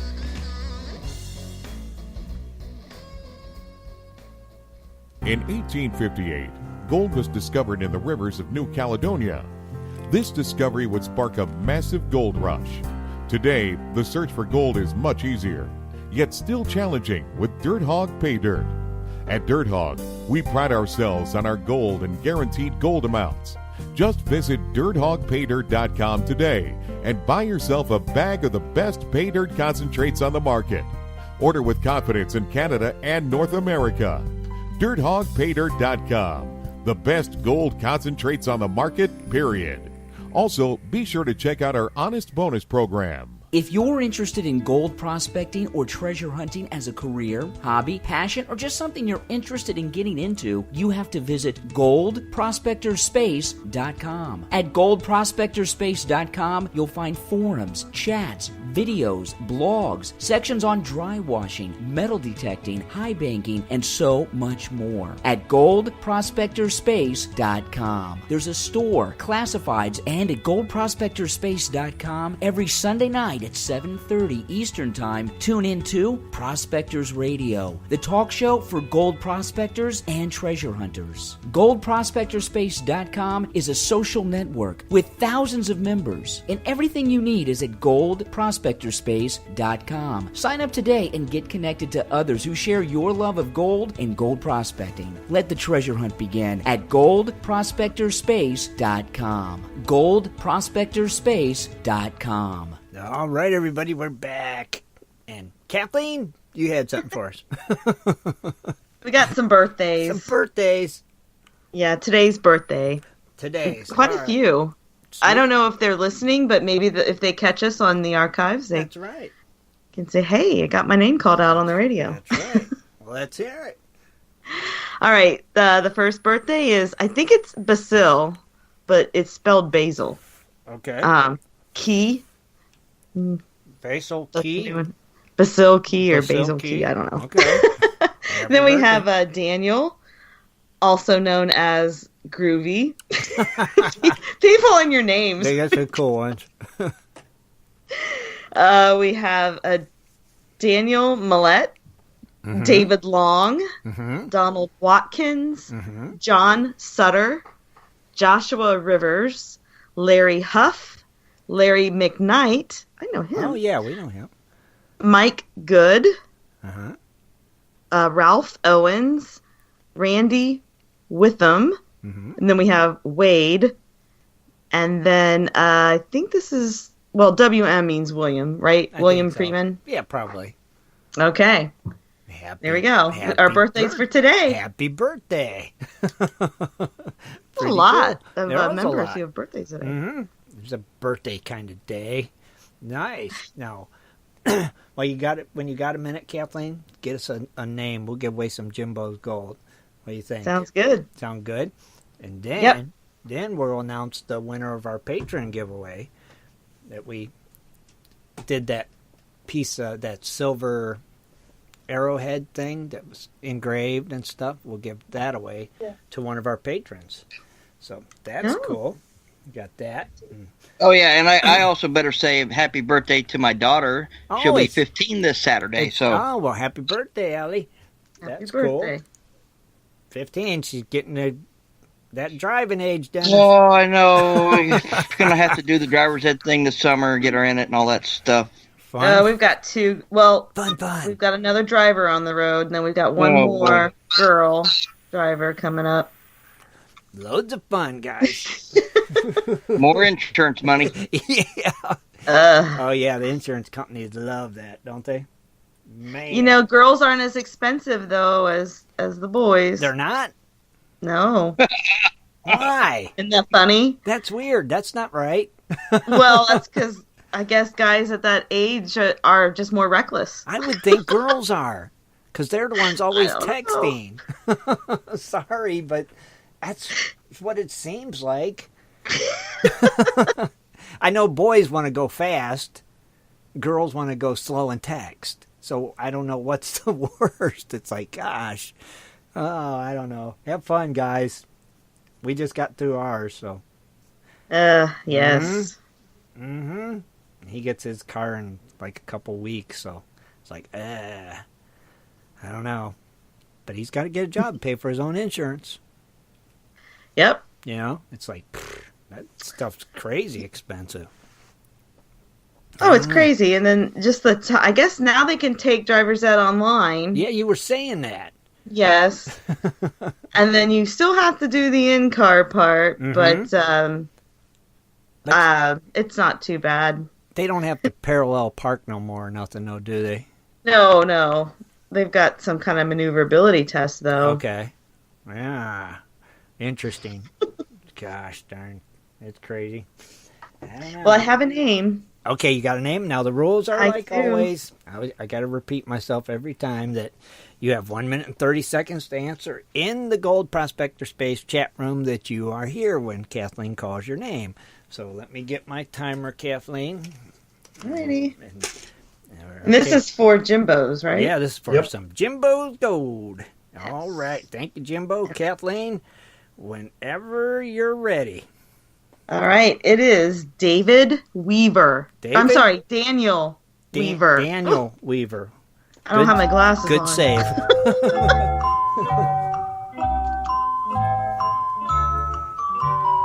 Daniel Weaver. We have to play that stupid song backwards. I forgot to get it. You guys telling didn't. him. You guys didn't remind me. Oh, I gotta do He's it. here. He's here. Oh, he is here. I'll just let it keep playing though for Dennis, Rich. Oh yeah, I will. Yeah, just let it go ahead and finish. That's what I would do. Oh, I know. I gotta let it play out. I don't have a stop button. Sorry, Dennis. I want to start gnawing my arm off every time I hear that song.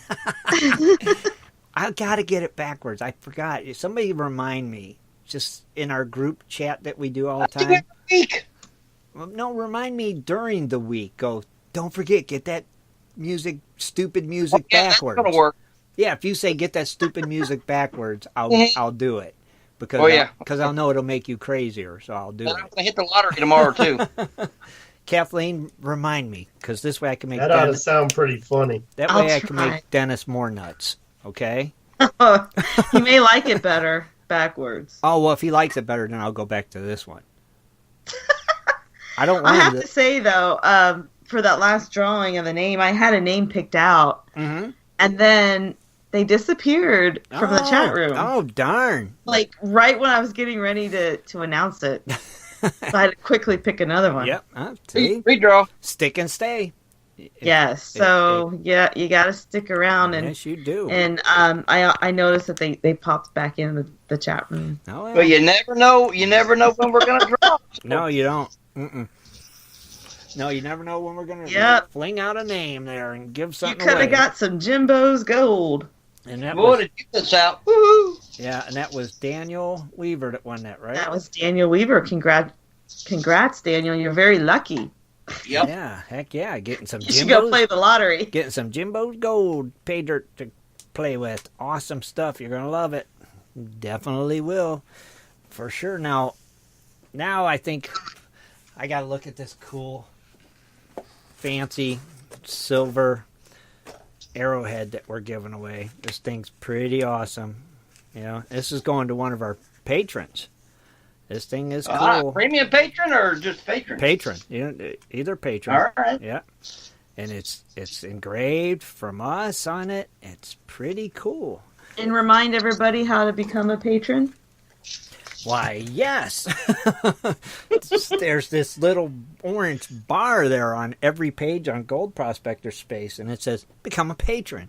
And you click that, and it takes you to the patron site, and you can sign up and become a patron to help support the site and everything we do here at Prospector Radio and Gold Prospector Space. It just helps things, my stupid computer, move along. Oh, Hey. What, Dan? Michael from North Carolina that just called in. Uh-huh. I know his last name's not Z Ryder. I don't know his last name. He just now became a premium patron. No way. So I want to thank you, Michael, for becoming a premium patron. Wow. Thank you, Michael. Thank you. And we'll do more patron giveaways, too. I mean, this is our first one we did. And well, there's some things coming down the pipeline we can't say yet until it's stone. Yeah. But there's some more things coming down the pipeline. Yeah, we're working on, and if it turns out pretty good, you guys are going to be pretty impressed. Yep, you guys will benefit from it for sure. Oh boy, right? Heck yeah, we definitely will. So it helps support the show, and we like giving things away. Believe it or not, we wish we had more stuff to give away. Cool, but it keeps the show going, and we appreciate it. Yeah, we do. And don't forget, you can become a crony here. You can join the Crony Club. I mean, it's $20 a year to become a crony, and it's got some good benefits too, and extra special giveaways we do once a month on that. So, and we want to crony get a tattoo. Yeah, and you get a crony tattoo and be really I got mine. Super cronyized. Then. We all have our crony tattoos. Mm-hmm. Oh yes, we do. Yes, we do. And that's I want to thank everybody that's renewed their crony membership for another year. And if you're I know. I haven't renewed mine. I got to do it. Go ahead. Go ahead and say it, Jim. Oh, I wasn't going to do that to you. Yeah, you were. I know what you're getting at. I can read between the lines. We talk about this pregame where I let it lapse, and I'll be as soon as we get off here, I'm going to get back in it. So. Oh no, I wasn't going to. I was going to say that if you needed to check to see if you're still an active crony, just click the Crony Club tab, and if it lets you in, you're still good. If it says you can't get in there, then it's time to re-up. It'll say it's time to renew. Pretty much. Have you clicked that Crony Club? Crony Club. I can't even talk. Crony tab lately, Dennis. Click the tab. Click the tab, Dennis. What's it tell you? I know. Denied. I know. It'll say access denied. They just come out and say, everybody renewed except for Dennis Dayton in the Crony Club. And Dennis is a key crony. It's like, wait a minute. You are a key crony. You are a major crony. If there was stars, you'd be a 5-star crony. When I renew my crony, I'm going to add an extra $5 because I'm going to pay you a late fee just because I'm late. Alrighty then. Matt, the stickers are ordered. Yeah. Oh yeah, that's right. They're ordered. That's right. Ordered. So Shad and Kathleen ordered the new stickers. And whenever they get them in, they'll put the word out to the new Crony Club members to send them their address, and they'll be sure you get them. Yep. And I think we have some of the addresses from last year, but I don't know if they're current, so still send. Yeah. And because I believe we had a new crony join today, Eric Wise. So yes, and his name is on the list, and yep. And once the stickers get here, we'll get him one out there to him, and he can put that on his vehicle or his dredge or whatever he wants. And then he even mentioned he might get the tattoo. So, ooh, yeah, see, pretty cool stuff there. Then you're a super official 5-star crony for sure. So let's go ahead and give away that silver to one of our patrons. I got the name here, and we know this fella. This guy won something not too long ago. Actually, he's a crony. Oh? Mm-hmm. Won something. We got a crony and a patron. Yep, he's a 2-star. Actually, it's John Bennett. Congratulations, John. Oh, yeah. So, heck yeah. Yep. Yeah, I don't think he's feeling good right now. I believe he's been sick. Maybe that'll lately. make him. His wife is the one with the flu. Oh, was it? I thought he was. Okay. Well, maybe this will make him feel a little better. So we'll get that out. I'll send him a message and get his mailing info and get that out to him. Congratulations, John. You're the first winner in our patron giveaway. So very cool. Yeah, he is a PC. A patron and a crony. Yeah. That's right. PC. I like that. PC. So did we get everybody's information tonight, Rich? Yep, we're done. I sent them all to you already. So. All right, cool. Gold Pan, Jimbo's Except for the last one, John, of course. Yeah, I'll get John's. I'll send him a message because I'll get that mailed out. The other ones. Everybody was on the ball tonight. Thank you. Yeah, they Went was. real quick. So that's pretty cool. So what? Dennis. Yeah. Got any Oak Island info for us tonight, my friend? Yeah. We kind of brushed on it a little bit Wednesday. Pretty much, what we talked about Wednesday. But for the ones that weren't here Wednesday, last week's episode was really, really awesome.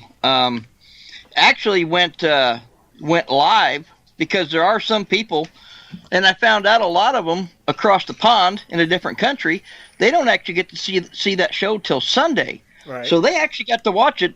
I streamed it live because I had some people that they don't have any cable at all. So I was just basically streaming it live, then was going to post it on Facebook so they could watch it. Well, I had a huge audience. I couldn't believe how many people I had on there live. And but anyway, the ones that did watch it, they were digging that. What's that? C8 or something like that? It's called. That what? The big borehole they just drilled. Right. And as you know, they found another piece of bone. They pull up another piece of bone out of there, which they said it looked like it was like an elbow or something. They found some more pottery. They all those little holes that they drilled, like 40 or 50, some of those little bitty, like 3-inch round, holes they drilled at 200 feet each, deep. Mm-hmm. They actually had, it's kind of like a sonar / metal detector / it's like the best thing out right now. And the guy brought it in that had that and had run it down through every one of the holes, and it shows, it had different colors on, different depths, and whether it was metal or, could be gold or silver but anyway, under there, all of them were fairly deep, and it was showing that there is a lot of stuff down there. And what they said they thought had happened was where they drilled the big hole, the great big hole, mm-hmm. when it was going down and they were getting into that's sad because see I'm don't even have my notes with me. I'm just winging it. That's okay. Yeah, just winging it into the actual money pit itself that enclosed. Help me out here, Timmy. Okay. I think the vault. Right. To get into the vault, what they were thinking is they hit the edge of that vault. And it kind of, because there's, it's just like a big void when they get so far down, it kind of like pushed it a little ways. So what they're doing is they're going to move it over, I think 10 to 12 feet, because they're in the money pit. They're right there. I mean, even all the, all the X-rays, you want to call it, the sonar that they're running, it's showing the stuff's there. I mean, it just doesn't, this is a piece of oak, this is a piece of sycamore, just mm-hmm. wood. This is actual, objects, metal and all kinds of other stuff that's actually in the ground. Right. So they're moving it over 12 feet. They're naming that hole after Craig Tester's son, JT. I think it's JT Tester, his 16-year-old son that passed away earlier this year. Yes. And I think that's when, because they said, at the very beginning that there was a big find that the discovery that they made. Oh, that they say? Yeah, no, they said it's going to show that there was a big discovery. Because isn't it like what I was seeing was that all the pottery, the bone, stuff like that, they was at like 150 feet when they 200. Oh, 250? 200 feet deep, yeah. Okay. So, it's there. I mean, my gosh, what amazes me is how you got to think back in the 1400s, 1500s, when they didn't have the equipment we had. What type of shovels or what did they use to be able to, and yeah, shovels. We've got all this high-tech machinery and stuff, but they built the layers and the tunnels and it's just amazing. And there is something down there because they're finding bones, human bones, pottery, So there's been something's happened and there's down a reason why they were down that deep, and it's usually because they were hiding buried something. the Well, yeah, they were hiding something. It makes sense, right? Yeah. It's like, why else would you dig something that deep and go through all that work unless you're hiding something pretty important? I hope it's not a tomb. Oh, you look at the slave owner that fought for his freedom and moved to Oak Island, and then all of a sudden he was the richest. What was he, a cabbage farmer or something? Yeah, there, you don't make that kind of money off of cabbage. No.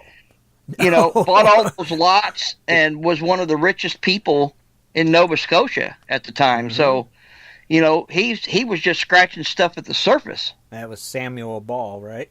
Samuel Ball, yes. Mm-hmm. Yeah. And so it's actually, and I can't stress enough, this year, and I know we're holding you to it. I convinced Kathleen to watch Shad to watch it. All they got to watch was wood, and they're like, that's wood, I don't want to watch some more. That's so boring. We're holding you to it. This is the year to really watch it. It's really, really good. It's been good. This is the year, like I said, we're holding you to it. At the end of the season, they better punch through and find something. It's like I think they do. I really do, because they said at the beginning that there's a big discovery. Well, they already found the bones. Yeah, and stuff. that's big. That's huge. And they did all that sonar. It's there. Yeah, there's something still there. I just want them to hurry and get to it and show us. And I want it to be treasure. I do. You know why they found the bones, though, right, Dennis? Uh-oh. I mean, what's that, Chad? Well, you just, brought up a point, man. They just use shovels. You didn't have fancy equipment and stuff, and they just dug so deep, right? Right. Well, there you just answered your question. The workers dug too deep and couldn't get out of their own hole and died down there. It could be. So maybe they'll pick up a shovel next week. Could be. Maybe it's a tomb. It might be. See, Kathleen. With all the pottery, and that could have been all their... Yeah, all the ornate stuff. You look at the cross that they found on the beach also. Yeah, see, you didn't tell them about that Wednesday. Help me out here. I can't. Crucifix. It was a cross from but it was from the Knights Templar cross, is what it was. Yeah, Knights Templar cross. Yeah. Could be. And then not even 15, 20 feet away from it, they were kind of, metal detecting a line. Then they found another piece of, I don't think they quite identified it, but it's still very, very old, And then at least, and they're finding stuff, old coins, the old, the treasures they're finding, even away from the money pit all over the island. Is just amazing what they're finding this year. I want to find it. I want to see. I'm starting now. Kathleen's got me thinking tomb now, because that's a good point. Pottery, leather, bone. Maybe it's a tomb from somebody. Wood. Maybe one of them Knights Templar guys. She had to throw that wood in there. Wood. The wood caskets. Yeah, I don't know. and the vault could be a burial vault. And could be. So so maybe that's why they got the bone. But like you said, Dennis, they seem like they hit the corner and kicked it aside. I don't know what happened there, but they move over. They said possibly be buried there. Was it at the Ark of the Covenant, or what is that called? Yeah, I think that's what it was. And wouldn't that be cool if they found that? That would be. No, what would really be cool if it was a tomb, and that's why they're getting cursed. Yeah. See, it could be. I don't know. And the next thing you know, it's a zombie apocalypse, and it's all thanks to your stupid show. Gosh, I knew it was coming.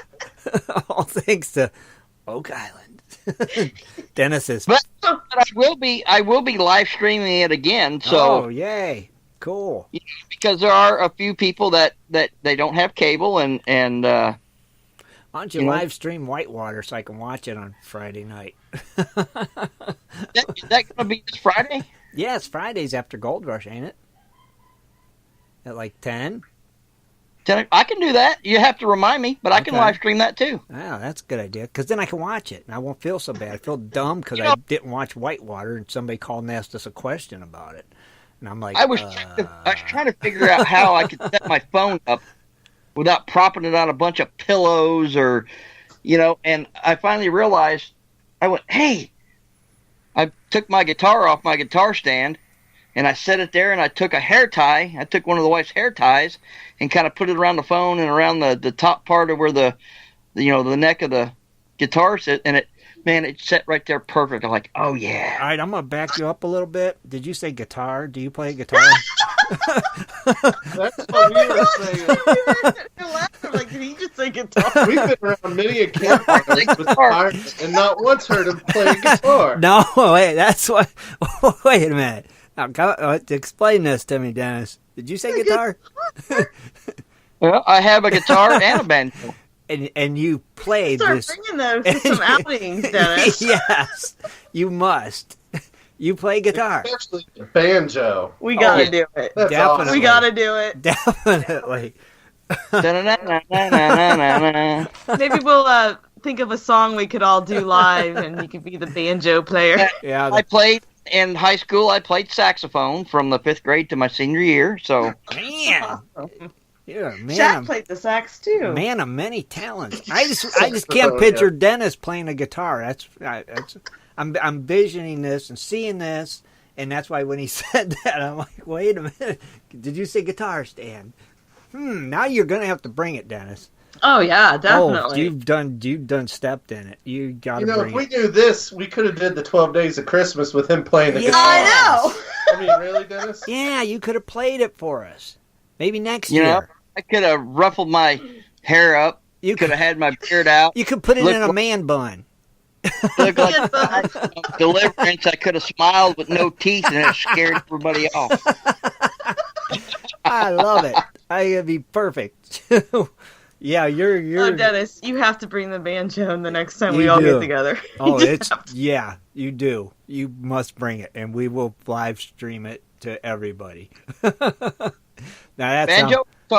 That sounds like a good time. Your banjo and the guitar, bring them both. Bring them both. Yeah. And your saxophone too. Yeah. And then the Prospector Radio singers will sing a song. She would sing. There you go, and we'll sing. There too. you go. There you go. That sounds like a party to me. I like it. Cool, Dennis. That is awesome, brother. So you're gonna be watching Oak Island Tuesday?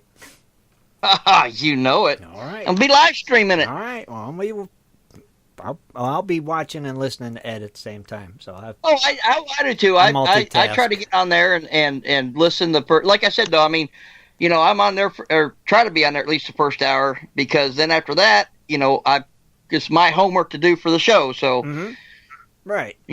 I tell everybody, heck yeah, watch. Get on to Ed's show and Ed and Jesse's show and check them out. It's awesome. They always have cool guests, good guests on there and stuff. So, but like I said, I have to cut out and watch my Oak Island, because that's part of my segment and that's my homework to do for the show. And we appreciate it. We always do. And thank you, my friend. And I'm still seeing you playing a guitar. I'm sorry. It still popped in my head. I think you should do a Facebook Live playing us a song on your guitar. He's the unknown eagle. Yeah. Yeah. Or the unknown beetle. Oh, Dennis, I love you. You're something else. He's just full of surprises. Well, I don't want to be known as the other guy that plays the guitar that can't sing. So yeah, no. Well, who's the other guy? Not gonna say.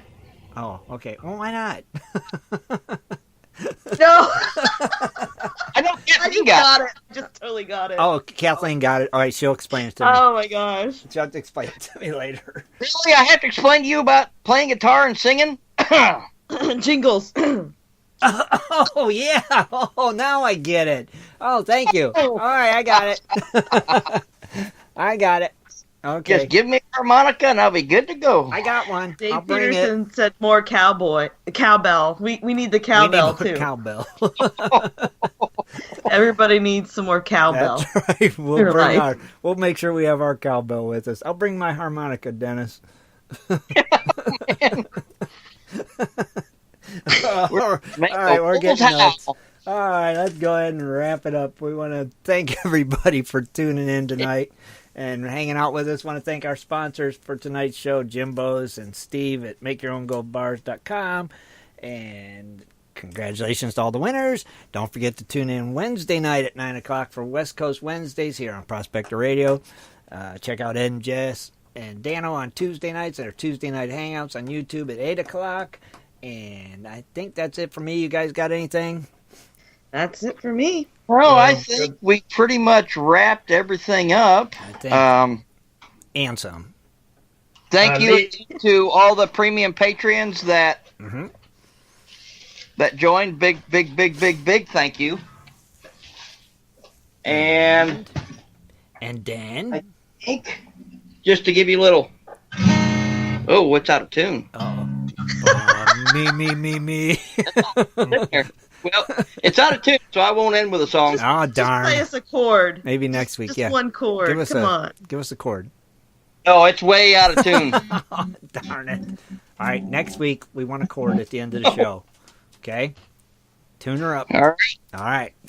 Hey, Lee from Little Gold Spinner, he must have melted some gold. He posted it on the front page there. So. Oh, okay, cool. We'll check that out. Thank you, Lee, for sharing that with us, brother.